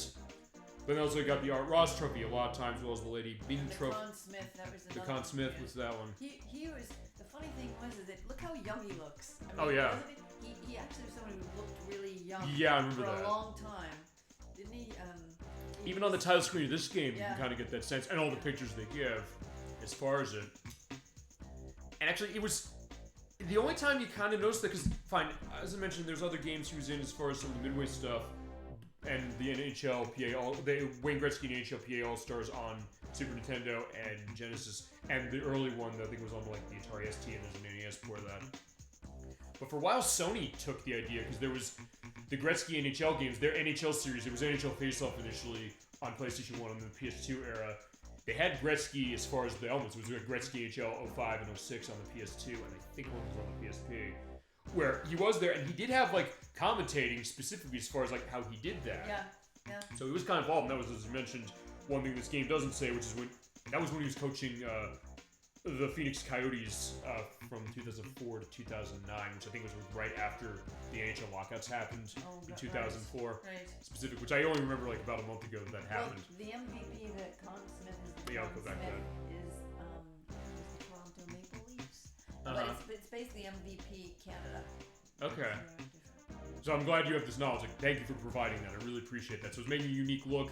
And unique look with this game, not just because, like, hey, we're going to show it a bit differently than maybe other plays are, but also the question of how do we show a sports game? And also, fine, I have somebody who knows exactly what the sport is all about. she's absolutely the expert on that. So it also goes to the idea of like filling a niche on show, because we've sometimes said this. Actually, I guess this shows like two niches specifically off the top of my head for you, which are the hockey thing for sure with this game, but then also puzzle games, because there's been a lot of stuff with that, and you're going to be involved. The first guest we have on one of the showcases, we're doing the puzzle showcase in November. Yeah. So that's going to be a case of that specifically. It'll also probably be a case whenever we do a hockey game, I guess you might be on the show. I might be better next time. This is the first time playing it. I don't know. I was like, do you want to call the rest of the N64 Wayne Gretzky trilogy? Yeah, right. Yeah. They're not expensive either. They're mostly the same to some degrees, to the point where with that Olympic Hockey Nagano 98 game, IGN famously gave it a 0 out of 10, saying, when Midway makes a new game, we'll write a new review. But it's like, it's mostly the same, but there are differences, including the fact that when you start that game, you actually hear the national anthems of both the teams, and it lasts for like 10 minutes when you're going, which is kind of interesting to see. The RetroPal show did a thing with that. I'll link in the video of what they were showing on their Midway lookovers. But here's some of the records he had of most assists in a game of 7, most goals in a period of 4. Jesus Christ. Yes, in a single game. And a single period as far as 4 goals. Yeah. And then single season, most goals, most assists, points, most 3-goal games. Well, I think you tonight got 5 in a single period, so you're right up there with Gretzky. But in the game, yes, I couldn't actually do the sports case. I mean, maybe that's the idea of gaming. The fact Look at him though. Look at that picture of him. He was really just so. He was so smooth on the ice. He wasn't right. He was very I don't want to say graceful, but little. Hockey doesn't seem graceful, but I mean he was really talented, skating and also playing. I mean the two things he's really. But you also said specifically at the beginning of the show, you said, hey, the idea that why is hockey a hard sport to some degree is the fact that, hey, you have to be skating. Skating's not easy. I've done it every so often, but not something that one of those things I like to do. It just is that I don't get the chance to do it enough, and it's the kind of thing that I also am not good at by the time I do it. The case, like, I guess I got to do it. And then the last shot. I do love this last shot they give as far as his records. I will go back to the shot of him from the start. Like the look on the ice with the, like the blue and the orange there. And then there you go. In most goals of 837, most assists of 1,771, most points of 2,608. So you want to hear a really interesting thing? Yeah. I wanted to see what his time was, his speed. So actually, one of his big strengths, they said, was his fast and nimble skating. His time of 7.24 seconds for 60 meters in 1982 would have been faster than the men's 60-meter national records of Mexico. Wow. So he was huge. His most impressive performance in competition was he ran the 60-meter dash in 7.2 seconds. Jesus. So like you could do speed skating. He's like, I guess consider that a preview when we do some of the Olympic hockey game, or no, the Olympic hockey game when we do one of the Winter Olympics games, which I have. I've Nagano Winter Olympics 98 on the Nintendo 64 by Konami. Probably be the first we show, but there's definitely some other ones. I'd like to see if I can get Winter Heat on the Sega Saturn, because that's another one that I hear is supposed to be really good. And there he is. Yeah, you mentioned. Look how young he is. He's the all-star stuff as far as that. All right, so that is your element on Wayne Gretzky himself, but there is one thing on the show. I'm going to turn arcade on, keep the rink size that way. Okay, so as I mentioned, I put the code in for that. There's other codes you can put in. And I'm going to put one of those in now. It comes to head size. I want to ask you a question as far as this, because there's codes to change the head size of the players, the body size, and height. So if you hit C down and R, you're seeing that number first there, like that 1, and then you hit it again, there's another 1, and then there's the 2 1s. I hope you know binary digits, ladies and gentlemen out there. But if you hit it once, you get big heads, twice you get bigger heads, and 3 you get pinheads, so really small. So I don't know, what do you want to see as far as some of these things? I'm going to give you the choice. Why do we give this small? It's the pinheads. Okay, so in that case, also body size. You can do tiny or big. You want to do tiny players, big players. Tiny. Okay, you hit the C left button, the R button here, puts another 1 there. And then lastly, the height of your players. Do you want them to be short or tall? You make them really short? Yeah. Okay, that's you hit C up and R. If you hit it twice, you go for tall. We'll show tall later, but there you go. Now, I don't know if you've seen this, but I put that code in. Let's go back to the main screen. Take a listen. The NHL and the NHLPA present Wayne Gretzky's 3D hockey. Yes, it changes the voice of Tim Kitzrow to be really high-pitched, to the point where, in fact, Yeah, I think we're ready to go back as far as it. I think at this point, yeah, I don't know. I think we probably want to do like same team.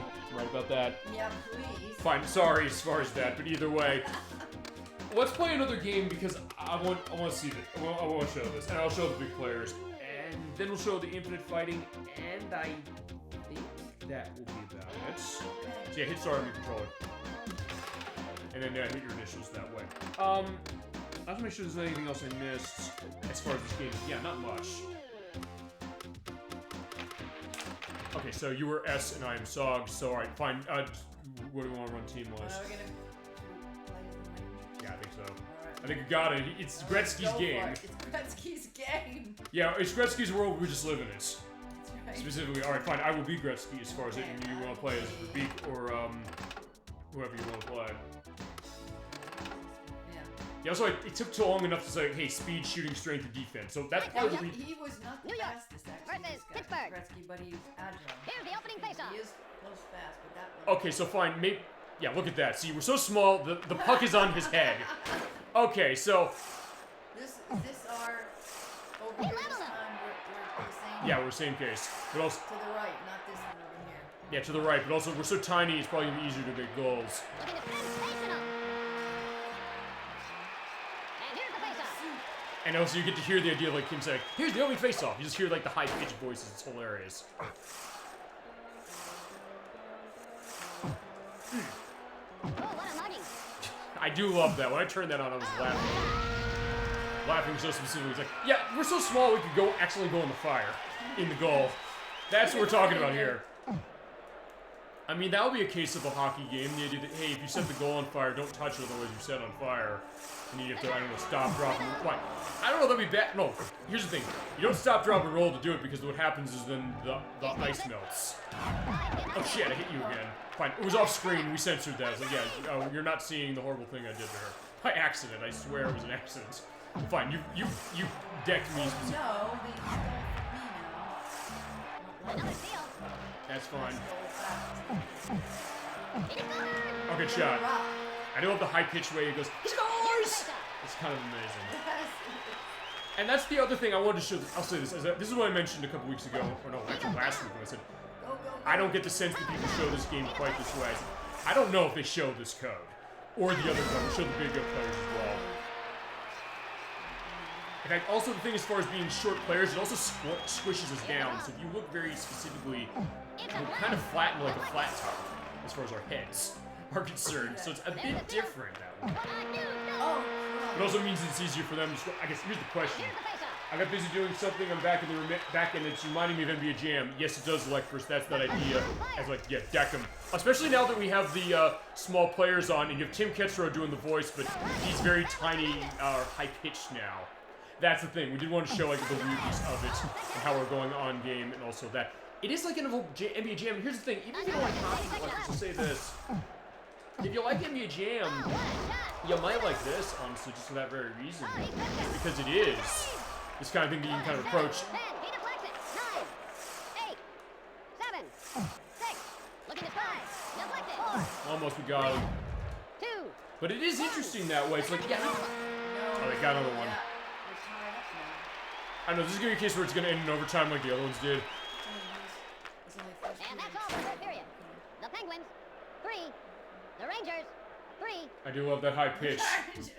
It is amazing. But it is that's what makes it interesting, and I think that as far as this game, that's also kind of why I wanted to show it in you as well, I guess. Well, fine, you know the hockey stuff. You're like, hey, I want to do this. It's like, sure, no problem. Yeah. But it's also a case that, hey, you know, showing that experience, because yeah, you don't get many hockey games like this. And I'll tell you, it also goes, I'll say this. Let's, crap. A textbook play. He stops him. Sheer hustle. Rebound. Yeah, we'll get the puck. Actually, I'll say this, if nothing else, I'm glad that came up because, fine, I'm glad we have this cross-section, which is the fact that, hey, knowledge of hockey as far as that and all that, and then people like, hey, question on sports games, because I run into that a lot with people, the idea that, hey, they're not big into sports games. I mean, I have the joke, of course, or fine, the Cruis'n N64 is on. Yeah. There you go, they trapped him. Yeah, it's definitely going to be a jam being able to do that, but I was saying that there's been cases with other people, like, they're not huge in sports games either. I said, as far as the Cruis'n N64. What does he always say whenever I mention Mario Golf? You remember that, right? What? Oh, he's going. Oh, fucker. Yeah, but also I showed him the port of it on the Switch Online where they had the button lag problem, so I was like, I was not helping the case. But as I was saying, it's the kind of thing that, hey, sometimes you have a game that's of a genre you usually wouldn't go for, but sometimes you can attach to it. And I think that I'm kind of that way with this, with Mario Golf as an example. I guess if Mario had a hockey game, which, okay, he kind of does, because there's the Mario Sonic and the Olympic games, which I do believe have hockey in them, and I think I'm trying to remember if Mario Sports Mix on the Wii has hockey. It might. Specific, but it's that idea, like, what's the sports game or game of any genre that really gets somebody into it, even if, like, hey, they wouldn't like it. In fact, I always use this example. One of Inherent Knock's ex-girlfriends said this. She was not big in video games, but she loved Age of Empires 2, which is a real-time strategy game. You're familiar with that game, yes? Because, and it was a fascination to me seeing that. The fact that usually the thought, like, I wouldn't go for a game like this, but I wouldn't. But sometimes it would be interesting because if you're going back to Shane 64 again as an example of this, when we did one of the Majora's Mask parts, you said, like, hey, the sports games I like tend to be like the Mario sports games, like Mario, not golf, Mario Tennis. He likes that one. But I was fascinated. So, okay, it's because of what? Maybe the style of it, the way it feels, kind of the over-the-top stuff that can kind of bring to it. And I think in a lot of ways, games like that, or NBA Jam, or NFL Blitz, or Wayne Gretzky hockey here do a great job of straddling that line, honestly. And that way, it also is something that, especially as an early thing on N64, that's the other thing. As I mentioned, since there were not many games on the system at the time, I ended up basically playing most everything on the console for a couple of years. So in this case, I took it, but I was like, you know, I kind of like this. I may have not normally said, oh, I'll take this game, but it's one of those things that I did take the shot, and I guess I was glad I did, just in case you need. Yeah, because what other hockey game can you do that? I don't, aside from this game's 2 sequels. So that's that idea. But yeah, if you like NBA Jam, I would say I think you like this. Or NFL Blitz. Alright, it is tied in the second period. The Rangers. 7. To be fair, we're honestly making it harder for ourselves because of the fact that, hey, we're such tiny players. So yeah, our goal is small, but their goal is small too, as far as the goalie's concerned. So yeah, we'll see what we can do as far as it, and then we'll show off the big characters and we'll show off the fighting. And also turn the periods on to like 1.5 minutes as far as that big fight, and then, the big characters and the other thing. Oh, crap. No. It went off of his head and bounced in, his pinned head. That's because his head's too small here. Yeah, but what happened? Not good. But here's the thing, what if we go the opposite in this fact? We're going to do that, in fact. We'll go about that way. And yes, it does affect the voice.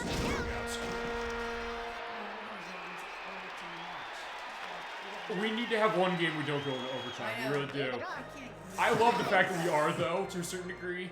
Oh, fine. It also goes with just like, hey, you have knowledge of the arcade game, and that feel feels better, which is fair enough. Ooh. Whoa. Well, for that matter, actually, no, I'll go on this as far as like the other. Oh, shit.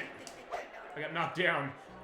I was like, going back to the idea of what Electros was saying as far as like, yeah, I mean, Electros was a big one when we played Big Bunyan Ride 2 with Arch Rivals. He loved that game. It's like, this game's great. I used to play with my family. It's like, hey, that's a great case, but also being fun.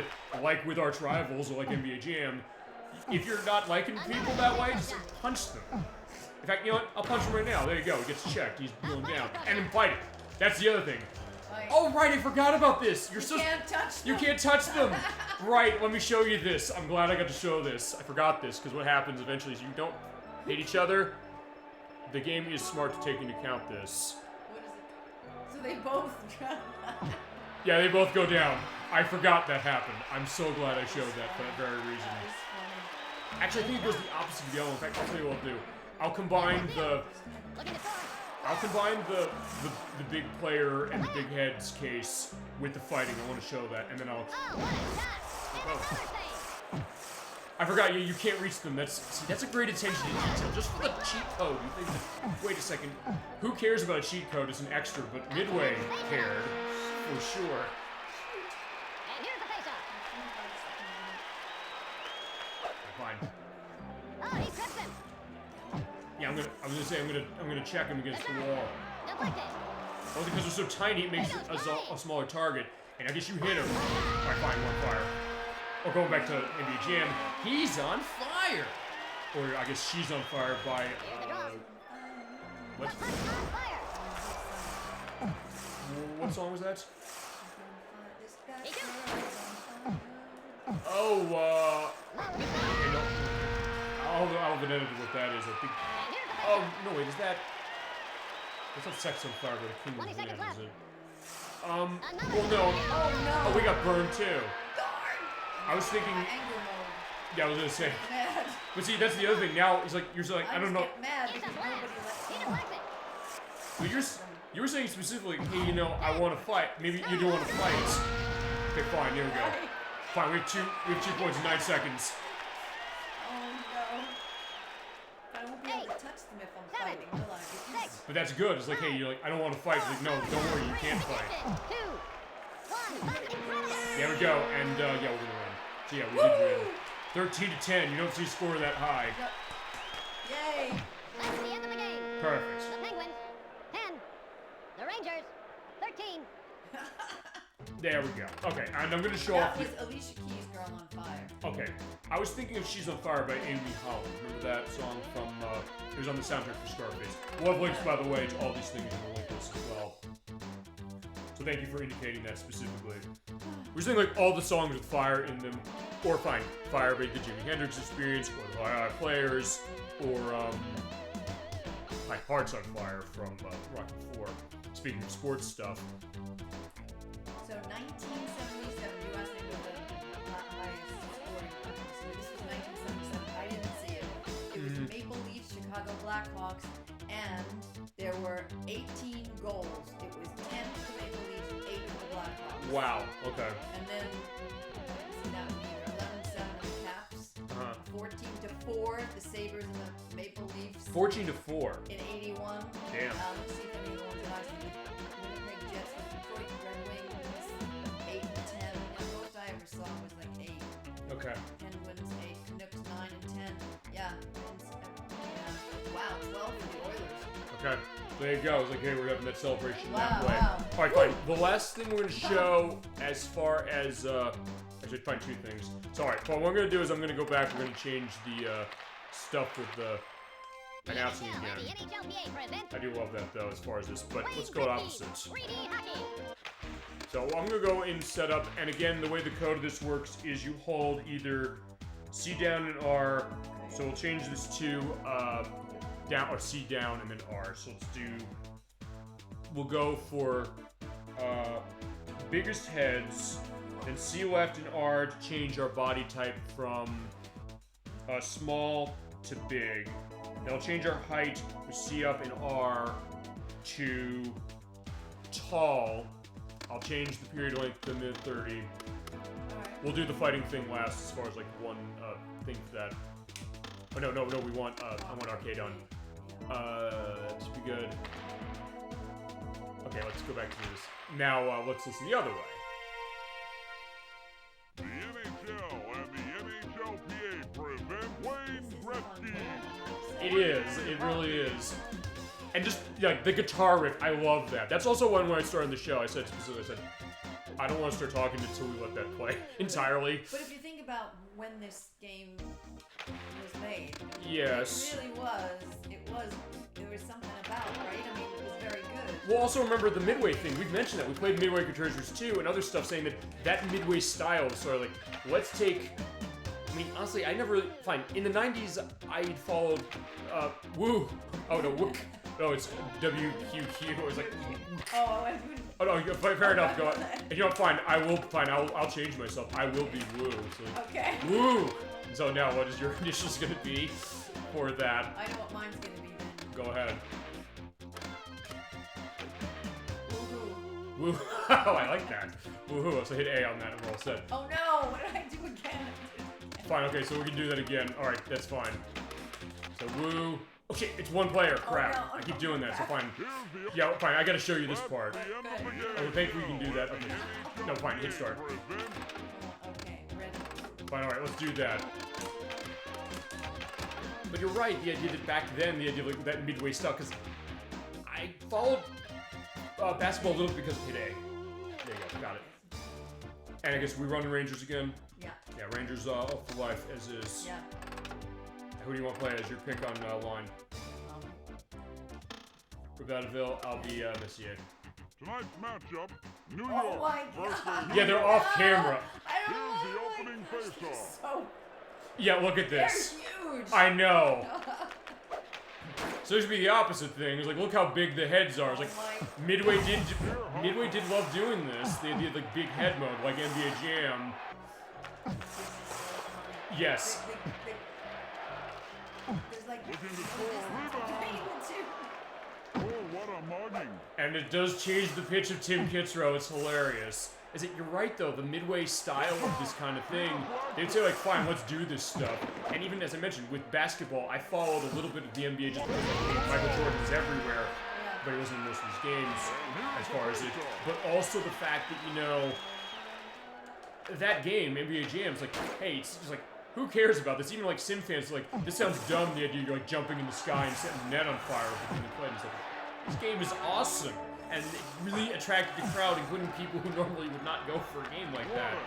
And basically, that was Midway's idea. So like, let's do it for every sport that we can to make it work specifically. Yeah, look at that. They're going off the screen. I love it. As I said, that's also the other reason I want to show this game this way, because I don't think I've seen any other play of this game on YouTube or anywhere else that's shown this game quite this way. As far as with these codes, with these other things, and just the idea that celebrating the arcadey element and also fighting. Yeah, the fact we have a fight now is like. Now it's really getting real. Looks like they're melding into. We are melding to each other. It's also hard to grab them. It's like I'm hitting the grab button. You have to uppercut specifically, and maybe get lucky to uppercut him. Okay, I got him. Oh, you got him. But there's like, I think, yeah, he fell down his own. I suddenly got the Mighty Ducks show on the brain right now from this. Oh, yeah, right. The TV series, like the Ducks Rock thing, which had, stuff going on with that. I never saw the show. I've seen the movies. It's been a while since I've seen the movies, although I did see the original as is. In fact, there's the theme song in the link list. All right, we'll put that in the link list for sure. And I think for the fighting stuff, we'll show the Mighty Ducks off as far as team for that. Actually, I'll tell you what we'll do for the fighting thing. We'll turn this into a fighting game. We'll be on separate teams on each fight, and we'll be just fighting for one period. But thank you for providing that. So there you go, that idea of like, what's that experience of hockey and what is it? But I think maybe just the idea that this weird case of, yeah, you don't see this in other games, do you? The fact of what this is. So yeah, God bless Midway as far as that. May they rest in peace as far as it. And them say like, fine, we're gonna do this, and we're gonna just put this out.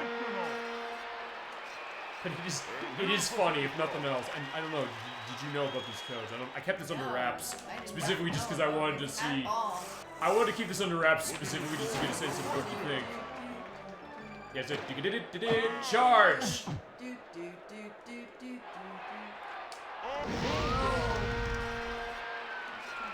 Okay, they're clipping through his head. I love that too.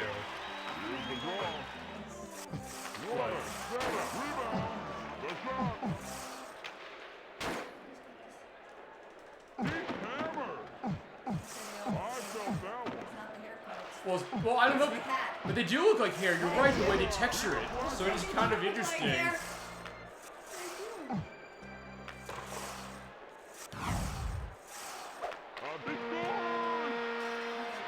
Yeah, it's like we can't even see them scoring. That's the other thing. It's like, yeah, if he says he scored, we're gonna take his word for it because yeah, our players are so big they're blocking the shot. But you can still hit them that way, so there's that. But that's good that way, as I mentioned. That perspective. Yes, knock him over, hit him. I don't know also if you've seen the wall. Yeah, you're on decking duty. That's the idea of this. Just decking. Fine, in his case, like, yeah, you're going to the hospital. Oh, fine. There is technically a hockey game where that happens, sort of, which is, it's actually a sim game on the system. It's NHL Breakaway. There are two of them. There's 98 and 99, which might claim, where you do coaching, specifically, like the coaching mode. You have players that can go to the hospital because of their injuries, and you have to manage that when it comes to line changes. So that's the realistic perspective of hockey. Although on N64, this is really the way for the arcadey side, and then there was NHL hits later. Okay, I hit both of you at the same time, I think. Oh. It's okay, No, it's fine. We're so big. Okay, now you get to fight. If you want to uppercut, hit up and or C down and A and C down, I should say. There you go, like that. Oh yeah, you're trying to reach, like, yeah, you're too big. I can barely hit your head, even though it's the biggest target. Okay, and he's going down. You win. Good job. Good job. Yeah, that is. I don't like to fight, but I like it. Yeah, I was gonna say, you don't like to fight, but it is fun, isn't it? You know? In this game. In this game, it is fun. Sometimes that's the idea of what a game like this can do for it. Say, like, fine, I usually don't go for something like that, but then I guess we're proving the point here. It's like, hey, I guess in some cases, I don't know if you're big on certain things with, like, fighting games. Like, I don't like, either you don't like them, you haven't played many, or they're hard to play, perhaps, maybe, whatever that might be, if you're it might be what it is. But hey, this game's like, yeah, I like doing this. I like, you know, decking players. I like them getting into a fight that way. Oh, wait a minute, hold on. Wait, we playing against the Islanders, or we're playing against... We're both the Islanders and the Rangers. Wait, is it... Wait, are they the Islanders? Fine, we'll find out when the game's over. Because they announced... No, it's fine. Yeah, there's no... Yeah, it's... being a hockey player means never having to say you're sorry, which I know is not actually the line, but we're gonna pretend it is, goddammit. Nice! Okay, no, I decked you, but you got the goal, so like, fine, sorry. That was a preemptive. But I think we probably are gonna be in a case of winning. 20 seconds left. He shoots. Also, I guess what's impressive also about the fact these big players are on screen, the game is somehow holding frame rate. I usually think like it would choppy as hell, but not really. Actually, there's one thing I also show as far as the fighting mode. 4, 3, 2, 1. Alright, we win. That's the end of the Good game. job. The Rangers 3. The Rangers. Oh, we love the Rangers! Oh. So it's the Rangers versus the Rangers. Okay, so, okay. So wait, I didn't even notice that until now. Okay. So fine, the New York Rangers lost. So either way, the New York Rangers won and they lost. Okay. Okay, I didn't. Yeah, fine. The joke is we play in the show. I swear to God. But okay, fine. This turned out better than that way. Okay, so fine. Last. Actually, you know what? I'm gonna do one quick thing. I'm gonna run. We're gonna run very brief. I'm gonna actually probably quit out as it is. But you know. Yeah, I don't know. Do you want to be in on this part? Or you just want me to do it? You do it. Do it. Okay. Go for it. Fine. Let's pull out. Let's play Gretzky and something else. Let's play as Canada. Tonight's matchup: Canada versus Pittsburgh. Okay, I'm very briefly showing this. I basically made it so I have an arcade rink with the largest amount of players on. Yeah, look at this. There's 5 players. We don't see where the puck is. That's how that is. Okay. Oh my word. And this is simulation mode. You have to have simulation mode on to have more than 3 players of the team. So it's a 5-on-5 game with what's going on. See, look at that. Okay, look at that. Look at this madness. It is madness. Look at And that's... it. It looks like piling on. They're piling on. Actually, I don't even know if I just... Okay, we got face off. Face off. I can't even see this. Yeah, well, actually, no, fine. I'll tell you, I'm gonna do one other thing. I'm gonna quickly quit out. Actually, I'm gonna show one other thing. When you change camera, I like that sound effect it What makes. Canadian team are they playing as? The Toronto Maple Leafs? Just Canada. Actually, I'm gonna quickly do this because one thing I want to show. I'll show up the penalties and I'll show up the fighting. It's not gonna be a long one. Well, penalties on. We'll have the same case. No, arcade rink. We want it to be as cramped as possible. Oh, plays Rangers again. Tonight's matchup: New York versus St. Louis. Okay, St. Louis. All right, fine. We're melding into their faces. Like fitting that way. They're just, you can't even. Oh, look at that. This is gonna be interesting to see how the penalties work because I don't. Okay, that looks like it all. Okay, icing. What is icing again? And here's the face-off. Look at 1, 2. The shot. He deflects it. Because I turned on the option for 5 players on the team. Okay, also, you have to tell me what penalties are. What's icing? Because I got that before, I think. The player uses their hockey stick to shoot the puck. It's a block. Oh, what goaltending. And whatever offsides is. Must understand.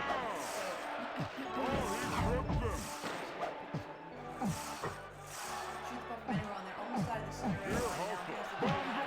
Oh, spectacular. So we're the opposing team's goaltender. Robin Hood and his merry men are up to the Face up inside the zone that iced the puck. Okay. I'm gonna try and show a couple of penalties and then we'll do fighting. The draw. There's touch icing, there's no touch icing, there's hybrid icing, there's...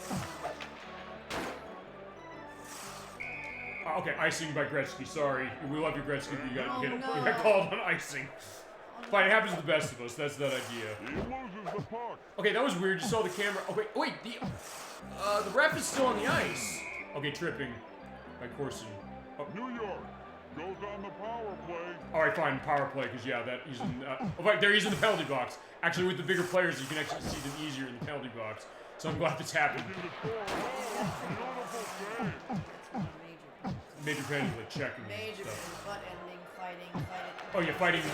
Yeah, you do get a penalty by the way for Grab the fighting. face mask, or if you check from behind, or you instigate. Weird enough, I think I've been checking from behind and they've not called me on that. He calls it You up. have misconduct when you got in a penalty box for 10 minutes. He That's shoots. bad. He deflects. I don't know how deep they go in this game. They probably do go that way. It's not like a soccer or football, the variance of football as far as you can, all that of the red cards perspective. Like you get that, you're out of the game. Specifically, no. Okay, fine. We're hitting the puck up so high. I told you that the glass goes up to like up 3 miles because yeah, it's never gonna go in the crowd. The crowd is loving what they're seeing, specifically as this is. All right, offsides. What's offsides? Just what it says. Offsides. Now, I know what offsides is in football, kind of, sort of, but not completely on this. The shot. Rebound. Yeah, it's rebounding off of what? The ceiling, it seemed like. They have to cross that line dividing the offensive zone from neutral zone Uh-huh. to offside. It's a blast. Deflected. Same, just need the same. That's all. Okay. Okay, X checking, alright, fine. The Blues go on the power play. Okay, so fine. Oh, power The play. draw. Yeah, I got someone in the box. I don't know if it's possible to get everybody on your team in the box. Is that possible? Is that ever happens? I would just say no, then... Well, fine, as you mentioned the shootouts, which there aren't shootouts in this game as far as I can tell. Look at him doing the lean in there in the penalty box. And is it... Honestly, with having the big players, it kind of makes it easier to see them in the penalty box as is. They're even strength now. I think the power play's over, I think. Alright, so yeah, and then I'll briefly show the... Oh, icing. First, wait, the game didn't walk up, did it? This is... Okay, thankfully this... Weird! I said, where'd the puck go? Where'd the puck go? Where is it? Yeah, fine, it went up the ceiling and then came back down. Rejected. But although the way the puck is glowing, it looks like it's radioactive, I know it perhaps. does. But I love it. That is the Midway... That is a Midway thing to do. Like, hey, make it radioactive, basically. But you know the thing is you don't miss it at all. They That's the blew it. thing, right? Goes on the power Which I guess play. maybe that's why they did it on purpose that way. I mean, even as I mentioned, NHL Breakaway, that does the same thing. And I think, actually, I think, correct me if I'm wrong, but I think one on the, I'm sorry? Tripping is the common Here's it now. I would say, because I think they do that on television usually to keep track of the puck for the broadcast, I think, don't they? Or they used to for periods. I've never seen something like that, so it's like boom, boom, boom. Oh, that's the count. Okay, so there's the count down there when they're in the box. When they're in the box, they'll come out. And here's the face-off. Yeah, he'll come out in just a second. Actually, I want to see something when he comes out. That was a takedown. Oh, he walks out. Okay, I never actually saw him walk out before. Okay. The Spence face-off. Yeah, look at that. I was like, okay, you know, fine, let's maybe watch the replays. Like, how'd I do that? Because everybody is, in a line. In fact, let's zoom out. Let's see. Oh, wait, hold on. Oh, wait a minute. Oh, I didn't know this. So in replay, thank God we did this. It turns off the code. Okay. So fine, let's see. All right. So Oh, look at that. That's good. Oh, you see exactly. Did it go underneath through his skates? It looked like. yeah, it did. If I it looked, looked like it went through. if I let's I don't zoom think in, it let's could- see up. I So don't think it can. so let's go by one frame. Hit the C down button. Go one frame. So there you go, hitting Okay. that. So there is. Looks like it's going through this middle. Oh, it is. You're right. It is. Okay, actually, wait. Hold on. I on. don't think that could happen. Oh no, it actually went through his foot. Oh. It is radioactive. That's Okay. why. I didn't know that it had those properties. And then he's looking at saying like, oh, I'm not touching Oh, that. that's right. But it's not radioactive enough to go through the goal. No, I guess Actually, I don't know what the goal is made of. The goal might have made of something else, but it did bounce. So there we go. Okay. Oh my gosh, too funny. Okay. All right. I think that's good for that. But I'm gonna show. End of the game. I'm gonna show up the fighting thing. I'm gonna turn on the players as normal for that, and we'll both have fighting, and then that'll be our I think the end of the show. 'Cause I think we'll show everything except for I'll also show up the audio of I stick across checking. let's see, hang on. So if you also want to turn everything off, just hit C down, left, or up, and then R button. Basically have it so there's all zeros except for that. But what I am going to do is I'm going to put in the code for endless fighting, which is hold the L button down and press C right, C left, C left, C right, C down, C up, C up, C down, C left, C right, C right, C left, C right, C left.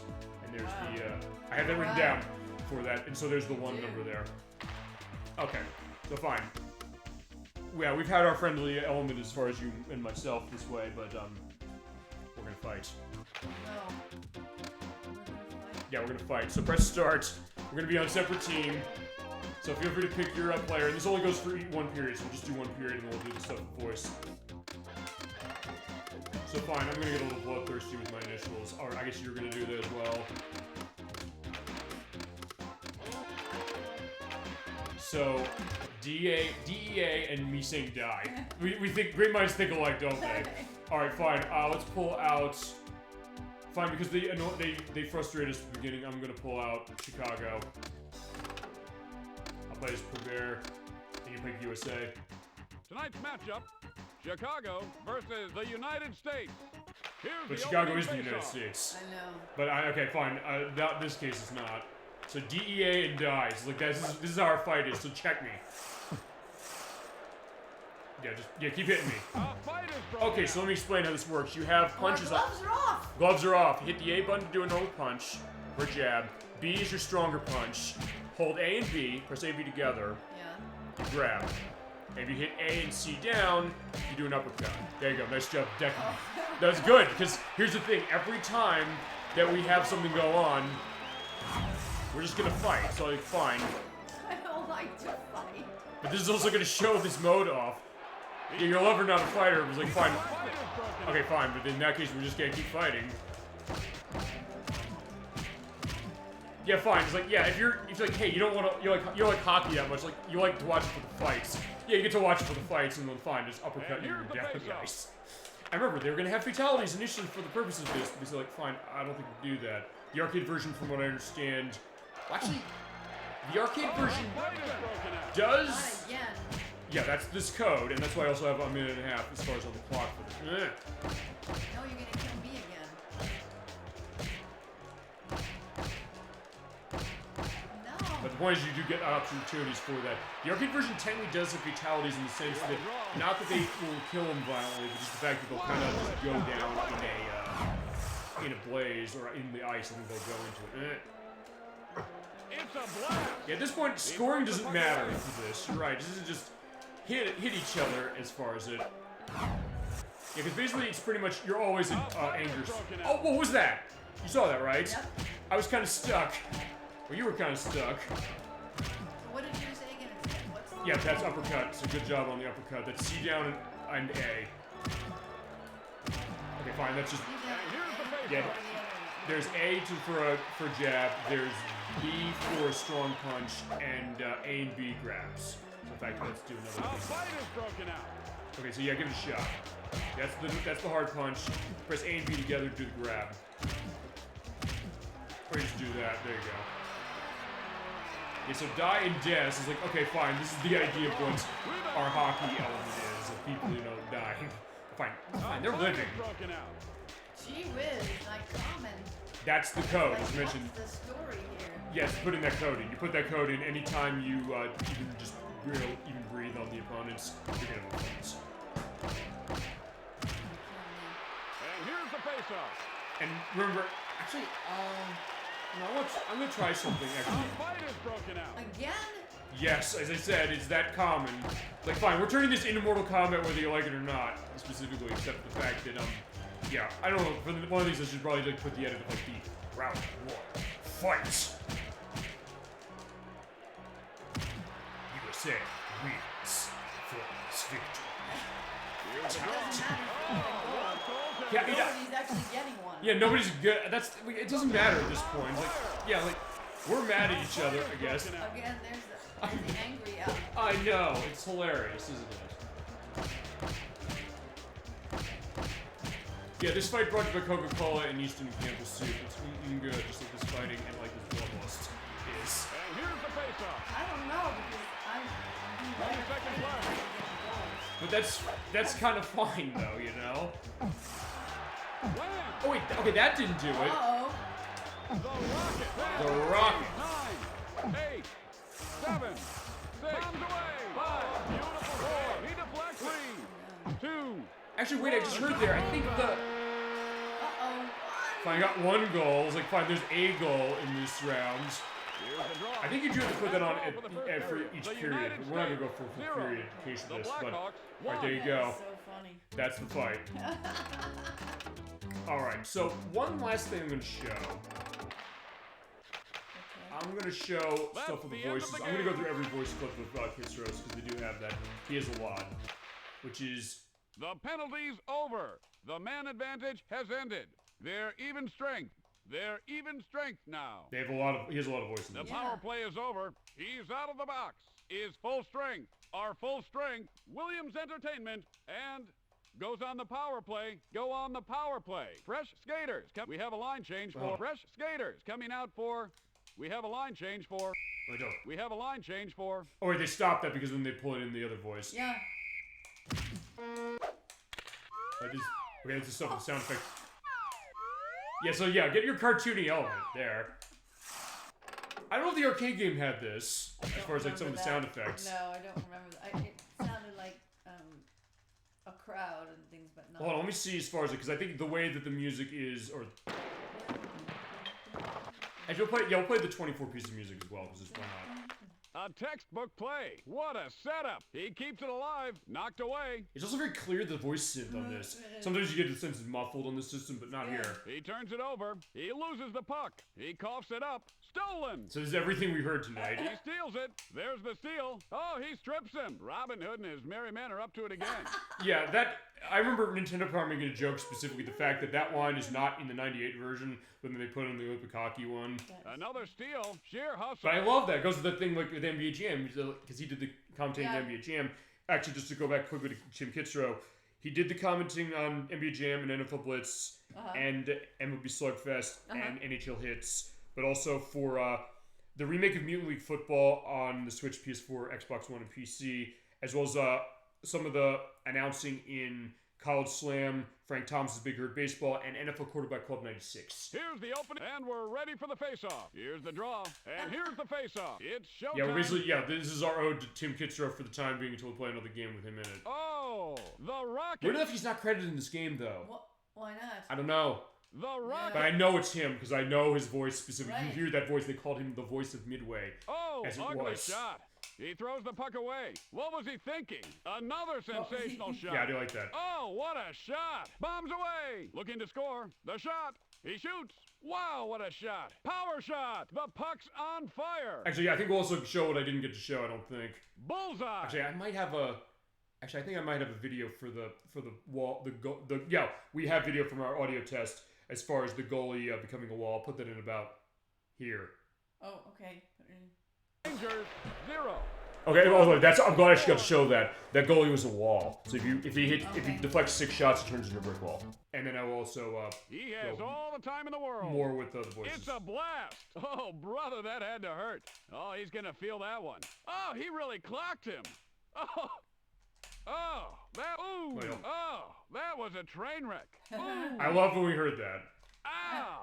Ow! I do love this way he says, Ow. yeah, I just don't know, that cracks me up. He goes down. EGM From actually behind. thought this was pretty good. I think a lot of people tend to like it 8.25, specifically. yeah. No doubt about that one. Just because of the idea of like it being kind of interesting, and also on top of being the first 4-player game on the system, it was the first sports game on the system. Yeah. And actually, for a while, there was not many sports games on N64 to start. It wasn't really until the year after that where we got the Madden game, Madden 64, and NFL Quarterback Club 98. But outside of that, it was kind of limited.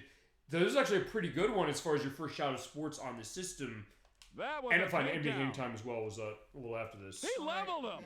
He's Another Midway joint hammered. specifically. We could show that. I think what I'll do is when we do Midway Treasures 3, I'll show some of those arcade ports I have on N64. I might get a couple other ones for the purpose He's of that. hammered. Oh, what a mugging. You know what they Oh, said he's that, taking a beating. The next Oh, that was generation said vicious. Wayne Gretzky's 3D hockey and arcade Oh, game he was against which to clobbered. measure others, but though the reviewers suspected Call the Nintendo 911. 64 version Bam. being released less than a month Wham. after the arcade game Yeah, they were. version would prevent the game from achieving success in the Wham. arcades. He lauded the realistic Oh, he physics, took a multiple shot. play modes, comprehensive I license, felt statistics, that one. tracking, He goes selection, flying. and the burst button. Oh, it's Oh getting yeah, the ugly boost, out there. yeah. Yeah. And Which I another guess, save. I don't know if the arcade game had the dash like that. It had a It did. button. And another save. What a save. I was always just, what a save! He deflects it. Deflected. Rebound. He stops him. Oh, what goaltending. That goalie's a wall. Okay, that's the line. In fact, That's it. That goalie's a wall. because what happens, as I said, I've shown this already in the edit, but what happens is that if you make 6 consecutive shots against a goalie in arcade mode and blocks all of them, the 6th shot or the 7th shot, he'll turn into a literal brick wall. That goalie's Which a I love wall. that. No good. Oh, a beautiful save. That was tremendous. He So, stops see, it. that's the thing. The shot is blocked. There's lots of Blocked. buttons on here where you press them. Yeah, I mean, but on the spectacular. one on the thing there, it only had the 3 buttons. So okay, so in that case, shoot that's and block, pass and steal, and burst and turbo. okay. So basically, that which is an interesting distinction because yeah, you have 3 buttons in the arcade game, but on this system you have 8 Yeah, technically, that's and the control stick and yeah, start button. Right, that's Oh, So spectacular. the idea like maybe Great block. easier. A fight is broken out. fine, we heard that like 20 times within like 2 minutes. We've got a breakaway. A fight is... He's all alone. He's all alone. Okay, They're storming right back. 20 seconds left. 10, 9, 8, 7, 6, 5, 4, 3, 2, 1. That's the end of the game. They send it into overtime. Get ready yeah, for the third period. we have our experience in overtime. There's gonna be Overtime. a tag when I upload this on the YouTube site overtime. People are like, why? But I don't know, maybe because it's hockey, but Get ready for the third period. And that's all for the first period. The period has come to an end. I don't think they have that one anywhere. If I they don't do, it's in know that. season mode, which actually that's the one thing we didn't show. We're headed to overtime. Oh. This one will be decided in overtime. I didn't know. I think no. They do have those Yeah. voices in one place. If you go playoff mode for this, because there's playoff mode, you can run as far as season. I'll Yeah. briefly show season. This one As will the be last done. We've thing. got a tie game. 0, 1, 2, 3, 4, 5, That's for scores. 6, 7, 8, 9, 10, 11, 12, 13, 14, 15, 16, 17, 18, 19, 20. We're giving you a counting lesson tonight. A tight game. I don't know if you go above 20. I think it still has voice. Jumps out to the early lead versus we're here for the Stanley Cup Finals between... Okay, that makes sense because of the because you can go Stanley Cup in the season Yeah. mode. So yeah, if you're a hardcore sports fan, you can play season mode. And it's worth pointing out, you can save either with a controller pack, which I have in the controller, the one I'm using, or you can use a password. But that's going to be the way it runs. And You can change Tonight's history matchup. by losing the Stanley Cup for somebody. You can, or you could make it like the final game of Gretzky's, because remember his final Yeah. game was July 1st. Oh no, it's Nine- his first game with the Rangers was no, he signed with the Rangers on July 1st, 1996. His final game was April 18th, 1999, where he lost, I believe, to I think it might have been to the Oilers. tonight's I matchup, think. he scores! Goal! They score! A huge goal! It counts! It's Does the crowd good! ever say anything Rejected! mean? In this Like, game, what's the matter with you? actually, Why can't you get a goal? thank you for mentioning that because actually, yeah, there's not much, screaming from the crowd in this game. Actually, as far as other hockey games, I don't know, honestly, if there's cases where I don't know. the crowd necessarily is like yelling things. I mean, I mentioned Blitz of the League. I'm pretty sure Blitz of Right. the League does that. And since it's mature rated, they are saying Oh. very vulgar stuff as far as that, as are the coaches. They're like, what the fuck are you doing? They'll literally say that as it is. As far as hockey games, though, not really that I know of. Incredible! Was that the sound effects? then? Sensational! Some are the sound effects. I don't believe it! Williams Entertainment, the NHL, Williams Entertainment presents Actually, that's a line from the arcade game, I think. the NHL and the It does NHLPA when it first present starts up. Wayne Gretzky's 3D Hockey. The Mighty Ducks. Oh, fine. Anaheim. The Mighty Ducks. Oh, yeah, let's talk about the teams. Anaheim. The Bruins. Boston. The Sabres. Buffalo. Or we're saying it in reverse instead of like Yeah. the Buffalo Bruins. the Flames, Calgary, the Blackhawks, Chicago, the Avalanche, Colorado, the Stars, Dallas. So this is how they did, you know, voice stuff. Like, they basically sit together saying, like, the Stars, 2, the Rangers, 8. Oh, Dallas, right. But I like the Red that. Wings, Yeah. Detroit, the Oilers, Edmonton, the Panthers, Florida, the Whalers, Hartford, the Kings, Los Angeles, the Canadiens, Montreal, the Devils, New Jersey, the Islanders, New York, Actually, this is... New York, the Rangers. Actually, this is the thing. Because here's the thing. They have 2 lines different of New York. Wait to listen to this, because here's New York New York, for the Rangers. Here's them for the Islanders. New York, New York. So it's not exactly the same New York lines. They recorded 2 different New York lines. Or elements of kids are saying that. The Senators, Ottawa, Wait, hold on. the Rangers, New York, the Senators, Ottawa, the Flyers, Wait, it's not doing it in order. Wait a second. No. Philadelphia, the Penguins, Oh, it's doing it like alphabetical order. Pittsburgh, the Blues, St. No, it's Louis, not. No. the Sharks, San Jose, the Lightning, Tampa Bay, the Maple Leafs, Toronto, the Canucks, Okay. Vancouver, the Capitals, Washington, the Coyotes, Phoenix, Canada, the United States, This is different to do this. the 99ers. And there's stuff for the sound effect and the music.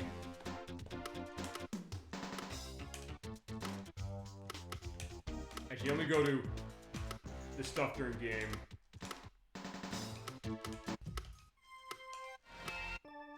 Wait.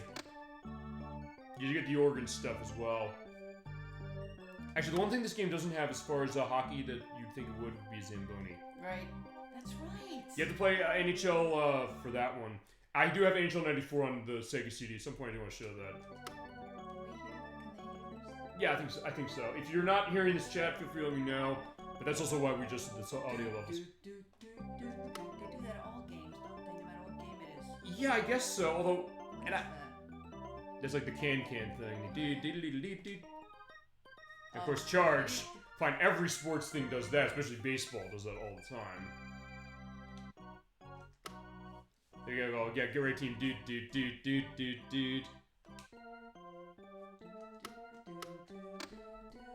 Yeah, it is fun stuff. Yeah.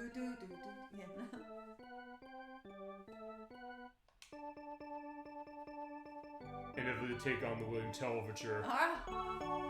Kind of slow. Fine, it's like, yeah, we'll get a charge in that way. Alright. So I think in that case, that is going to be our element of that. Actually, fine, I'll briefly show off, since I mentioned also the Electric, I'm going to show this. I'm going to show... yeah, this is the season mode. I'll show a brief playoff game. Very brief. In fact, I'll pull out the Mighty Ducks. Where are they? Anaheim. Anaheim right here. Okay, also you... Okay, Jeff. Wait, who is it? Rushin, you said? Duras. Let's run Duras then. Tonight's matchup, Anaheim versus Detroit. Canadian. It's showtime. Okay, fine. We'll run one period as far as with the Ducks. Yeah, we're flying with the Mighty Ducks. That's the idea. Why not? Because, like, hey, that was the case of that in the 90s as far as that with the movie, movies, and then I think there was like a mini-series or like a TV series on Disney Plus a couple years ago. And the film, which actually, honestly, I think the film was aged better than I thought it would, honestly. It's a blast. He stops it. Although in some ways, maybe some of those did as well. Like, fine, this is gonna be the case we'll go talk about this when we play any of the Winter Olympics games, cool runnings, specifically as far as that. Or, of course, the thing as far as, which actually, yeah, for the kind of movie it was, actually is pretty fun and pretty interesting. And also John Candy being very good as far as the coach in that. I always just love the idea that, hey, you know, look how dangerous this is. He shows them the video montage of everybody crashing. Yeah, he probably doesn't have a spine anymore after that. Like, okay. But yeah, you do like the team as far as what that is for it. So it makes it interesting. Or I remember also the joke Futurama made, which is that since it's set 1,000 years in the future, he says like it was Hermes saying specifically like 1,000 years ago my family were the first Jamaican bobsled people. Yeah, I remember. They came last to the Olympics and then retired to sell alcoholic beverages. A true inspiration for the children. It's like, yeah, that was absolutely the case. Well, or actually, that'll be the case sort of with it was Phil Lamar as far as that show. And we'll kind of have that for season middle of the too, actually, which we're going to be playing in couple of months. I gotta get a sense of that, and I also have to get a sense also of. I want to scope that game as far as how I want to run that specifically, because we're gonna play it, of course, as I promised. First one to see it, and I want to get to that game. Did you play it yourself too, Caroline? Yeah. You played it? Yes. Would you play it on? Would you play it? 6, 5, 4, 3. Yeah, because that's an interesting one. Phil Lamar does voice one of the characters. That's all for the first period. The Okay, Red so fine. Wings That's the end of the first period. We'll show the first period as far as the Ducks. Oh, fine. We're 3-1. So yeah, we're winning. So there you go. Yeah, we're going with the Mighty Ducks. Good job as far as the Ducks that way. And I think in the case of that, that's the end of the game. Like, all right, fine. And I'll let it go as far as this kick-ass music once more. There he is. Okay, so yeah, that is our look at Wayne Gretzky's 3D hockey. There are other games as mentioned as far as the Midway arcade hockey trilogy. The other two being Midway, or fine, from Midway, Wayne Gretzky's 3D hockey 98, and Olympic hockey Nagano 98, which are mostly the same, honestly. Even to the point where the codes I showed you tonight, they're the same. They're exactly the same. The only differences really from what I understood are the rosters, and I believe there are also some changes as far as some elements of the design a little. I mentioned the thing with the Olympic hockey game where you have all the team national anthems as far as the countries. We can show that at some point for sure, as far as if you want to see them, or if you want to be involved. But there's not the case with hockey we can show as is too. But yeah, that is Wayne Gretzky's 3D hockey, the first one. So Dolphin, final thoughts as far as the final sale of this game, the idea, like, what do you think of it? Do you think people should play this? Anything else you got? What's yours? Talk. It's fun. What was he thinking? You gotta get used to all the buttons, but it's a lot of fun. It really is. I mean, it's really fast moving. And it gives you a good simulation of what actually happens on the ice when you watch it. The reason why hockey is so fun is that it really is a fast-paced game. So if you go to a baseball game, and baseball's good, but you sit there and it's kind of, after a while, sometimes people kind of get bored. Sometimes they'll leave, maybe. And I remember, but hockey, it's just fast. It's and when they're not hitting, I don't like the hitting so much when they're, but when they're really playing, just the strategy that some of these players are really, really talented. It can be fascinating to see that, can it? I agree with that. And it's I think people sometimes want to get too rough, but a lot of times it's really I'm really surprised at the skill these fellas have. Sure. It's impressive, and the game plays fast. Just it plays fast, just like simulates the real game. Even being an arcade style game too, which is an interesting thought. Yeah, and it's great on arcade. I mean, it really was. I would say, do you have a preference? Would you rather play the arcade version of this one? Probably the arcade because there are less buttons. I think I could get good at this. If I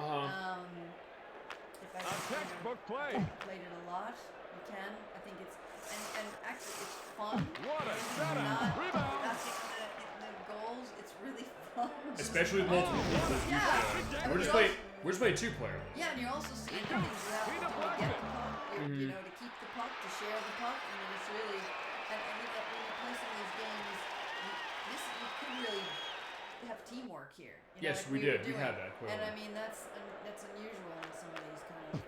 The co-op experience, which we've shown that a bit on this show, but it's also been something that it's been sometimes unique when we've shown it. Because I know Nocturne and I have done stuff with Sonic the Hedgehog 3 and Knuckles before. There's been other cases where we've had that. January 64, and I did that with Kirby Superstar a few months ago, where it does kind of change the dynamic. And honestly speaking, I'll tell you this. I never really played this game with other people that much growing up. So in this case, thank you, by the way, for coming in on this and also for giving me the experience as far as you're right, exactly what you said, the idea that it kind of changes that thought of what are you doing when you're kind of on the same team. As I mentioned, it's a little confusing how you have to do it. Remember, you have to have controller ports 1 and 2 are going to be on the same team always, but if you want other players, put player 1 in control slot 1 and then 3. For the other team. But yeah, changing that dynamic, giving that thought of it being something that you mentioned, it kind of straddles that line of realism in a way that you think, like, for an arcade game you wouldn't think, and also you do have the thing to go on that as far as the arcade version, the idea that, there's something to be said about the fact that is something that it is about, that pick up and play experience. This one is too, but of course what happens with the button thing, can you say? Yeah, what's funny, because I was thinking about the arcade games and how the first games I was playing, they were a little bit simpler because now I think of arcades first. Think of pinball, right? Sure. You pull this ugly shot. Rebound. and that's all you're doing. Right. Right. And so it was simple. Remember Pong? That wasn't. I didn't have that in arcade, but I had that in a. There was like Pong Right. units. They made tons of those. But if you went to the arcade, like Centipede, Yes. there weren't tons and tons of buttons to use. I think that's kind of what happened. You see, it evolved into this controller with lots of buttons, and I think people are more adept at this now. But I mean, when they first started coming out in arcades, people weren't. Remember, we didn't have cell phones. We didn't have lots of, but we had typewriters. We didn't have computers necessarily when we started, all right? Right. So, I mean, right? Well, as I said a couple weeks ago when we did the last Lunar Party, I said this with Bless Moon. I said, hey, back then when you had a cell phone, it was this big a shoe almost. I mentioned Get Smart. She knew what it was. Like, oh my God, you did it, fantastic. We had it edited as far as that. Yes, we did. Okay, so you know it too. But it was also the case that like, yeah, you're talking on beepers. Like, now we're gonna have to explain, by the way, to the kiddies what a beeper means. It's like what that is. Like, don't worry, I'm on it. I'm on it. Don't worry, I have it edited. Don't worry. Makes sense. But you're right. That idea of what that was, and I guess, but also the fact that, and this goes with the arcade market, because the arcade market, it in many ways was in a weird case in the U.S. for a while, and it was Midway being one of the companies that kind of jumpstart again. Well, Capcom with Street Fighter 2, and then Mortal Kombat as far as Midway was concerned. So you can set things on fire and break them like other Midway sports games? Yes, you can. And that is, of course, the thing, and is that that's going to be the case with other stuff. I mean, with stuff we've shown, because we showed Cyberball 2072, we showed Arch Rivals, we're going to punch people the same way we can in this game. But then also some other stuff with some of the other games we could show, like NFL Blitz. At some point, I think it'd probably be worth showing that just because of that experience.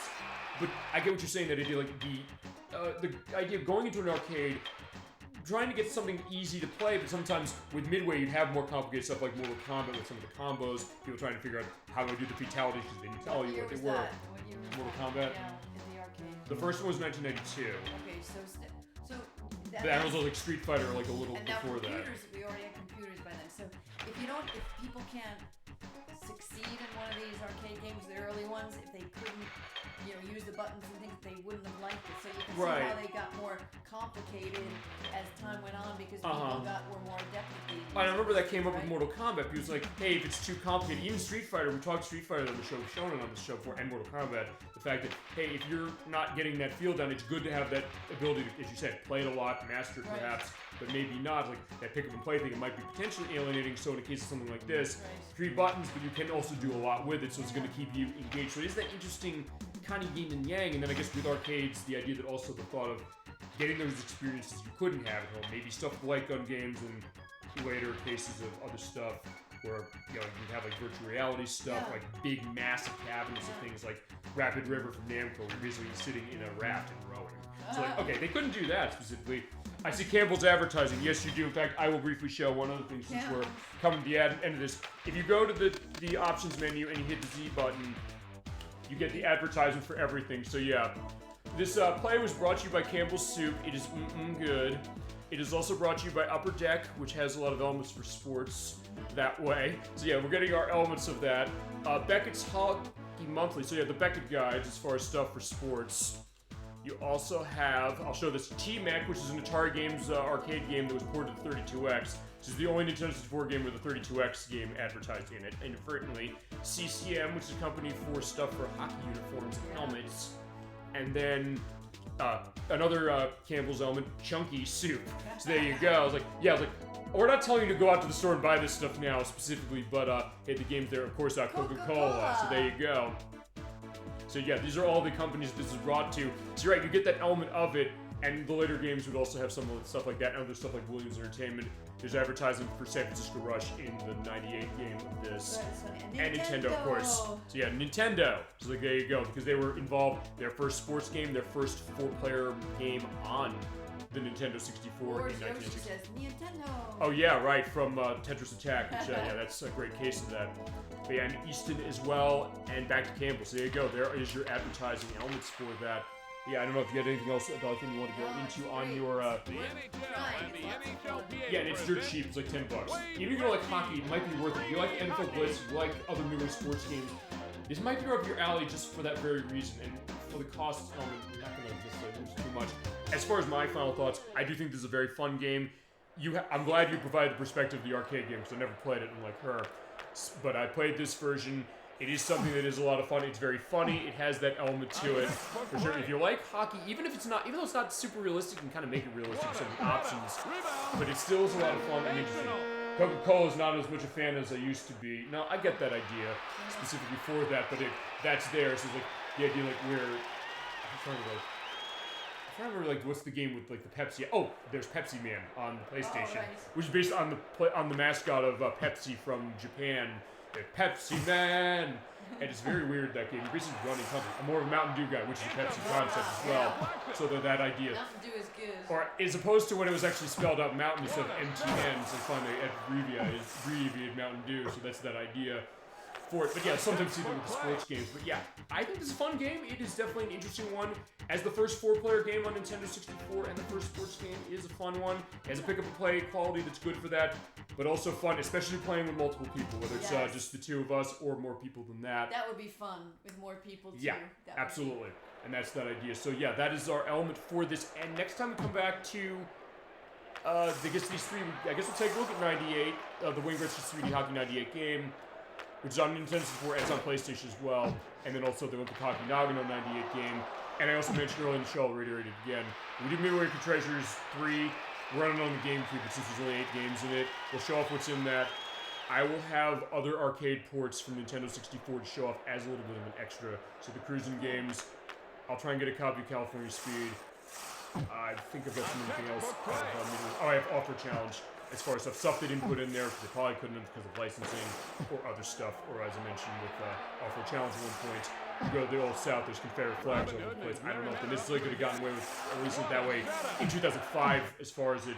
But we'll show that best version eventually. We don't know. There goes Who and Woo. So it's like Woo, those are best teams specifically. But there you go. So seeing all our stats that way for that. But yeah, that's going to do it, I think, for Wayne Gretzky's 3D Hockey. I had much fun playing this thing. Thank you for joining us. Thank you for having me. Thank you for providing the information as far as hockey and lectures to you and everybody else in the best chat on Twitch as it is. So good to see you, and thank you for joining us. Okay, so last order of business is the case. Coming up next. Yeah, that's a good way of putting it. Yeah, schedule case. Because, yeah, this is going to be an interesting one. She's going to be involved in a couple of these shows as I pour myself some more water. Raspberry wine water. So, yeah, we're, I guess, selling out this way. Or to quote Wayne's World, it's like people only do things just because they can get paid. And that's just sad. But, anyway, let's talk schedule then. And I do have that game on Super Nintendo. It's not good, but I can show it. It's interesting. It's also the only way we can show off Bohemian Rhapsody being played in the game without me getting a content strike because it's so off-key. Like, nobody's going to know what the hell this is. Even though they'll know. It's like, whatever. But point is we can do that eventually. But, alright, let's talk schedule because she'll be on some of the shows as is. Next week is going to be at 3 p.m. Eastern Standard Time on Saturday. It's going to be September 23rd. This is going to be part 5 of Lunar Silver Star Story Complete for the PlayStation. I don't know if I asked you specifically. Actually, I haven't had you on the show in a while. You haven't been on the show in a while, but thank you for coming on tonight. I don't know if you've played that game. You've seen the play. I know you've seen us play it. Proto is the one controlling specifically. I think Blood Space will be able to be in. I don't know on Nocturne, as I mentioned last week. It's going to be sort of up to her specifically, because she was sick as far as COVID's concerned. She's doing better, but she's also in a case of still having some lingering elements.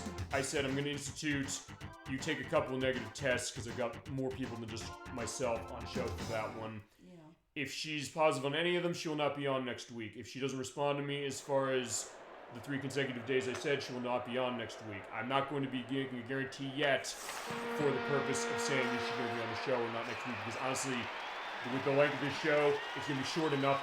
I probably will not be in a case of knowing yet by the time the edit is done, the upload is done on the YouTube site.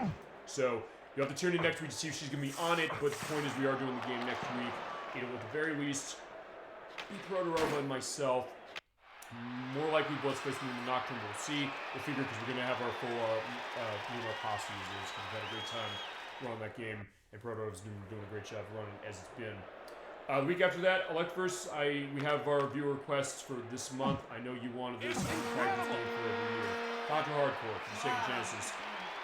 We already did the preview program, but I've got more to do, so I got more time to practice, more time to show that I know you know the game very well because you were in on the first preview we looked at last December, and then also you came to chat on the preview program we did. I'm getting better. I think I'm in a case we're showing half the endings off, we'll show the other half. We'll go full way with the Konami shooter, and goes to nicely the fact that they're remaking the first Contra, Contra Operation Galuga, which is by Way Forward, that's coming out on Switch, PS4, Xbox One, Xbox Series S and X, and PS5 and PC. They just announced that the other day, specifically as it was. But yeah, we're gonna play that game as far as our first shooting action of that game from Konami. Looking forward to doing that for sure. In October, we have another guest debuting specifically. Fine, you didn't debut tonight. Here as far as it, we're gonna have Yemenite 96. He's coming in for Earthbound for Super Nintendo. You play that? No. I think you actually might have it because you have the Super Nintendo Classic Edition units. I do have it on. It is an RPG from 1995, but this young boy who has psychic powers, and you're trying to figure out what's going on with an alien invasion, but it's a lot more than that. It's seen as one of the cult classics of the Super Nintendo. He loves it. He absolutely adores that game. And I said, for the next RPG, which we'll be doing concurrently with Lunar as it is, I said, do you want to call dibs on this? He said, yes. He's going to run it. The way we're running that game, we're going to play the game fully as far as our couple months for it. We'll use the Switch Online version for it, so I'll also show off differences with the Japanese version and the US version. We will also, I'm going to try to grind the Sword of Kings, which is an insanely rare weapon you can get for Pooh, the monk in that game. I'll see what we can do on that. I'll have time to do that as is. And the last part, he's actually going to do a speedrun on that game because the thing about that game that's really interesting, and we'll go on this, we'll play it. That game, the way you can manipulate the RNG of the game based on menu movements to kind of make battles go faster and go quickly through the game to the point where he has a registered speedrun this on speedrun.com for a little over 4 hours, which is not the fastest run of the game. It's a little under 4, I think, about 3.5, I think. But the idea is that he knows this game, he loves this game, he understands how that is. It's also the kind of thing for an RPG you kind of have to play it faster than just selecting the menu, because the idea that you have health that goes down in like a counter, and if you hit a mortal blow, you're quick enough to recover your health, you can live. So it's an amazing scene that him and I played this game, by the way, over a 5-month period over our work break, because I worked with him. For going through that game just to give me the experience and me see that, it was quite an experience, just my going through that. It's a cult classic for a reason. He clearly adores that, and he's going to go into that element of that game starting on October 7th at 5 p.m. Eastern Standard Time. Then the week after that, the Cruis'n N64 is coming back and playing the Dark Pictures Anthology, The Man of Medan. That's going to be at 3 p.m. Eastern Standard Time on October 14th. It is a horror game for the Supermassive Games. We're playing on the PlayStation 5. It's on a bunch of systems. It is kind of a cinematic horror game. You make decisions for certain things. It's a very scary game to the point where I'm going to be the one playing that game because otherwise you're going to end up with my DualSense controller stuck in your television out of fear. Also, we're working on doing for that show, I got to figure the logistics of this, and we'll see if we can do this. He's like, hey, because I'll be screaming my head off as far as how this is. Can we get like a camera FaceTime for this? Oh, wow. So yeah, you feasibly will see us actually what we look like. Oh, wow. I'm going to figure that. I got to get some of the tech stuff down. I'll figure that out as far as we're going to do, because especially for that game, I think that might work to do it. I've mentioned before, there's certain games that when we get to that case, I think I got to do it. I've been doing voice the whole time for the show, but for certain games, I got to do that. I would have to do that for that. I have to do that for anything running the Kinect 4 for 360. I had to do that with Babysitting Mom for the Wii because I don't know if you're familiar with that game. It's a game that comes bundled with a baby doll peripheral. You put the Wii remote in the back of it. Oh, wow. And you're basically doing mini games to take care of a baby, but the way the motion works is off, so oftentimes you get mom is saying, no, don't shake the baby. It's like, no, we're trying not to.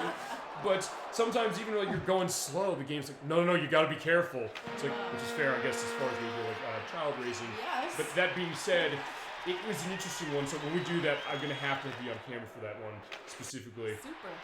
We'll figure we'll do that, but it is Man of Medan. We get to that. Nocturne's gonna be back on the show, guaranteed, because at that point, a long enough time, but also she's gonna be coming in for our play of The Typing of the Dead. Oh, right. For the Dreamcast, you know that one? I've heard of it. It is Silence of the Dead 2 if you're typing with keyboards and killing zombies that way. It is amazing. It is so good. She said, I want to play this. Okay. That's going to be a 5 p.m. show on October 21st. October 20th is another Konami joint. They were celebrating the 30th anniversary of Castlevania Rondo of Blood. We showed that briefly off when we played The Adventure Rebirth last year. We were playing that, running it through the PSP with the Dracula X Chronicles. I am definitely looking forward to it. I gotta practice more on that one to reset. We get to the point. Then we get to November where we have next part Earthbound for the first week, 5 p.m. Second week, 5 p.m. as well as we get the finale of Mega Man Legends 2, which Nocturne's been playing. She's the one who's basically been running that, and we'll be able to finally finish that game as is. Week after that's going to be the Disney Games pre-Thanksgiving show. As I mentioned, I think you might be familiar with the games I'm playing for this. I'm playing 2 from NES. I'm playing Chip 'n Dale Rescue Rangers, and I am playing Adventures in the Magic Kingdom on NES. And those are definitely interesting ones from Capcom, and definitely interesting, and they're short enough I can do both of them in a night. And a week after that, Dogfin is back. We are doing our puzzle showcase. Yay! We got tons of puzzle games that she's got known so far as the show for puzzle games and also for hockey as it is now. But yeah, we've got about 30 games that we've curated. We're going to go through round robin perspective. We're going to go and take a look at some. I have a few more I got to pick up, not too many.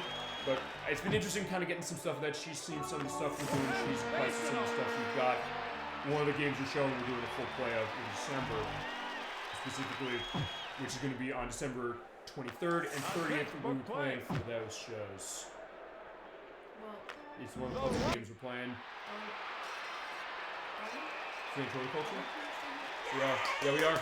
Yeah, we are. It was in the lineup. I just It's in the wasn't lineup. sure it was Actually, we're playing confirmed. it. It is in the lineup. No, it isn't live. It's in the lineup of the puzzle showcase, but we're playing as a full That show. is a great. You want to talk on that one? We're very excited about that. Yeah, It you want to first speak your came- piece about what that is? It only came first to fruition of thought around Christmas time last year, right? Yeah. Before Christmas.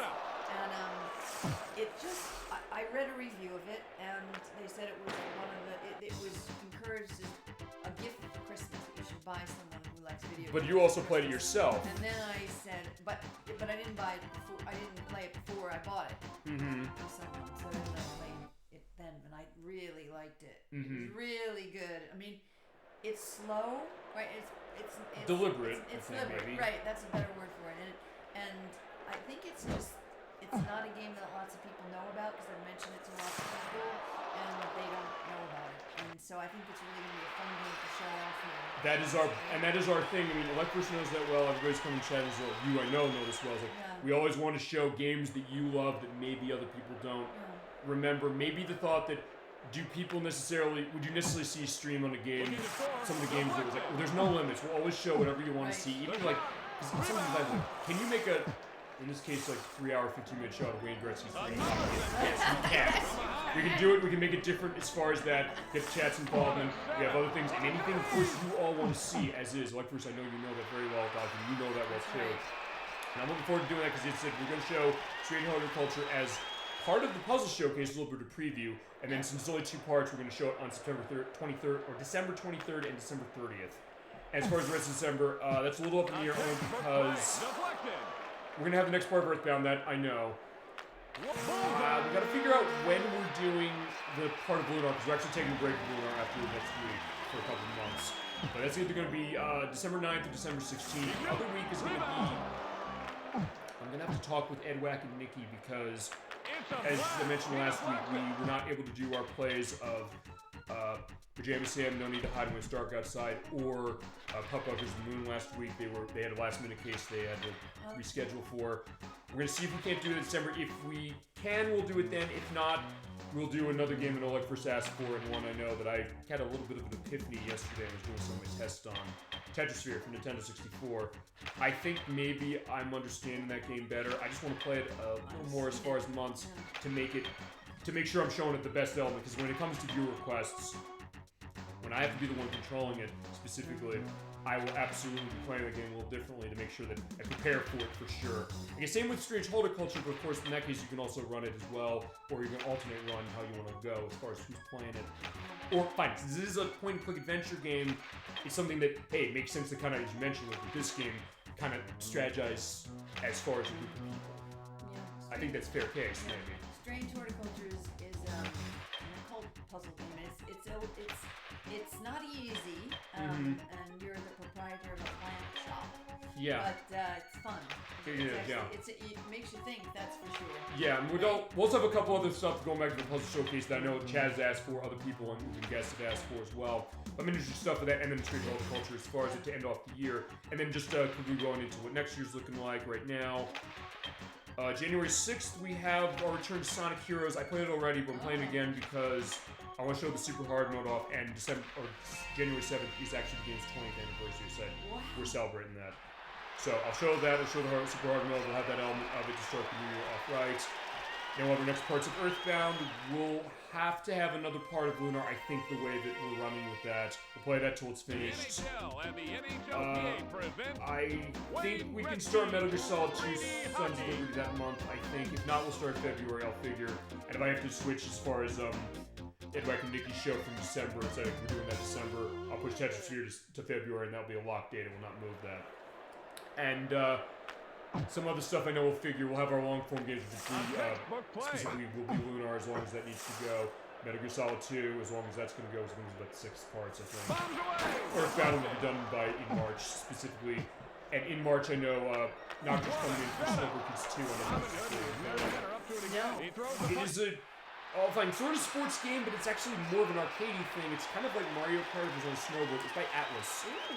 It's very much like that. She loves this game. It's also the case where I think I was growing. When I met her, she said, like, I mentioned this game. Like, you ever played? It's like, oh my god, I love this game. My brother and I played it. I kind of didn't believe her. I said, really? You mean that? It's like, no, you can ask my brother if you want me. It's like, honestly, she told me, he's like, you played this game growing up. I don't believe you because nobody I know has ever played it. So you played. He's like, yeah, we did. It's great. It's like, fantastic. And he said, you want to play this? Yes, absolutely. So she's going to be involved with that play. We're starting that on March 2nd. The reason we're doing that is because March 3rd is its 25th anniversary. Oh my goodness. And then as far as what else is looking like, the only other thing I know is either end of March or beginning of April, we're going to do with the April Fool's Day showcase. We're going to play Justice League Task Force for Super Nintendo. You play that? No. It's a fighting game from Blizzard. The people made Warcraft and Diablo, but before they made that, they made a fighting game with the DC Justice League characters. So Wonder Woman, Batman, Superman, The Flash, a bunch of them. It's a game that's not necessarily that liked, and it's something that is kind of stiff as far as how it plays, but it's something I was asked for. It's like, hey, I'll tell you this, even games that are not that great, it's something that I like playing for the show because I'd like to get that experience. Sometimes I might end up liking it. You liking the experience of what it is. I mean, we've had that sometimes with certain things was coming for the show, and it makes for an interesting show. Even when we played Batman Forever, I had a blast doing that game just because of all the great experience we had, all the stuff that happened that we didn't expect, and all these other stuff. So in that case, that's where we're gonna go, and we'll have more stuff going on. As I mentioned, for next year, we'll also have the Super Insider Discord site set, link with the master list and the schedule as is and all that stuff. That's a better way to go through schedule for explaining stuff and the changes. Can I ask a question? What are the new games? What a setup! Oh, what goaltending! Heard about that we could look for? That are coming out this year, you mean, as far as new stuff. Well, We're anticipating. Mortal Kombat 1 is out. Actually, that's out now. There's early access for it, but it's out next week. There is... Actually, it's funny you mentioned that. You know what, fine. I'll elongate this a little longer because I did take down... There was a Nintendo Direct the other day. In fact, we'll go on that briefly. Of what they announced as far as what's coming out this year. I'll tell you one game that's coming out this year that I am buying myself, by the way. The remake of Super Mario RPG. Really? They're remaking that. I was going nuts. I remember it was on my lunch break. I was like, oh my god, they're remaking this. And I said that to a degree that people didn't really hear me saying, what's wrong with this guy? I was like, oh my god, I love that game. No, I love that game to death. They're remaking that. They also announced they're remaking Paper Mario The 1,000-Year Door. They announced that the other day. It's coming out next year. But as far as other stuff that's coming out this year, there's Detective Pikachu Returns. That's October 6th. There is, well, this is next year. We were talking Luigi's Mansion. We played the first one because you. Yeah. They're remaking the 3DS game Dark Moon, the second one, Luigi Mansion 2. They're releasing that. They're putting it on the Switch next year, specifically so they'll be using the show.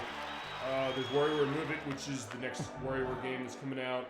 There's Spider-Man, Spider-Man 2, which is for the PS5, it's coming out in a few months. We're talking about the stuff that's coming out huge this year. The Starfield, which came out a couple weeks ago by Bethesda Softworks. I'm trying to think what other things are coming. Well, there's DLC they announced for Tales of Arise that's out in November, specifically. And also, I guess I'd be remiss if I mentioned this is the expansion pack for Among Us called The Fungal. It's supposed to be about like invasion of mushrooms, but the Crusader 64 said, I hate this name because they missed the perfect opportunity. Instead of Among Us calling it Among Us, there's a fungus among us. That's the real name of it that they didn't take. Specifically, there's also a game based on Avatar Frontiers of Pandora that's by Ubisoft. It's coming out, I think, at the end of the year. As far as that, other stuff I know that's coming out this year specifically, there's Super Mario Bros. Wonder that's coming out on October 20th, which is the new 2D Mario game, which looks amazing as far as what they're doing. There's Sonic Superstars, which is the new Sonic Hedgehog game that is a 2.5D platformer that's running on the engine of Sonic Mania. It looks pretty good. It's coming out the same week the Mario game is, weirdly enough. So like October 17th is Sonic Superstars, and 3 days later Super Mario Bros. Wonder. So it's like the old rivalry of Sonic the Hedgehog and Mario being that way. So those are going to be cases of that as far as stuff coming out for this year. And there's other stuff for next year as it is. But yeah, there's definitely some interesting stuff coming out. And I guess also for... Fine, I guess there's still sports stuff, but honestly, most of the sports stuff we see in hockey nowadays is NHL from EA, but that's about it. There's not a whole lot of the companies saying, hey, let's do like an arcade game like a Wayne Gretzky. And even Warner Brothers, who's have the remnants of Midway, they're not necessarily doing stuff as far as that. Although, as I mentioned, they have Mortal Kombat, because it's a Midway thing, so they have Mortal Kombat 1 that's coming out next year, which, next week, which despite the name, is not the first game remade. It is the 12th game. They just said we're not going to call it Mortal Kombat 12. I don't know why, but they are doing that is that on the 19th, specifically. So that's one element, but that's the things coming out specifically, and we got our element schedule. So yeah, there's definitely some interesting stuff, and other stuff as far as like the indie scene, you sometimes find stuff on that, as you mentioned before, you sometimes think like, maybe some of these things come out of nowhere, but they do kind of get some attention. Stuff like, there's Dave the Diver that put a demo of that was pretty interesting. Also, I'd be remiss if I didn't mention F-Zero 99 that they put out the other day. I'm going nuts over that. Where they turned F-Zero from Super Nintendo into a head-to-head multiplayer game for up to 99 players online. It was amazing. Wow. We missed our F-Zero so much, but I guess Nintendo listens like, we want more F-Zeros. Like, here is more F-Zero. Maybe we can get more F-Zero coming on the back of that. Actually, I should do a show on that game. I think it's really something. And it's kind of getting me into F-Zero on Super Nintendo as is. And of course, going down the road as far as schedule stuff, I know also other stuff I know you've called dibs on. Trying to think about other stuff as far as what you call dibs on. Other stuff I know you've requested. I know you requested Dragon Ball Advance Adventure. I gotta get a copy of that. I know you requested and/or called Krusty's Funhouse on NES, which I have. I figure we're gonna do that. And anything else you got on your perspective as well. Alright, so I think with that, that's going to do it for Super Bowl Game Saturday for this week. But thank you so much, Dolly, for joining us for this one. Thank you for bringing me the knowledge as far as hockey and everything else you got. The arcade game is on top of that. I didn't bring any skill to the game. Yeah, you did.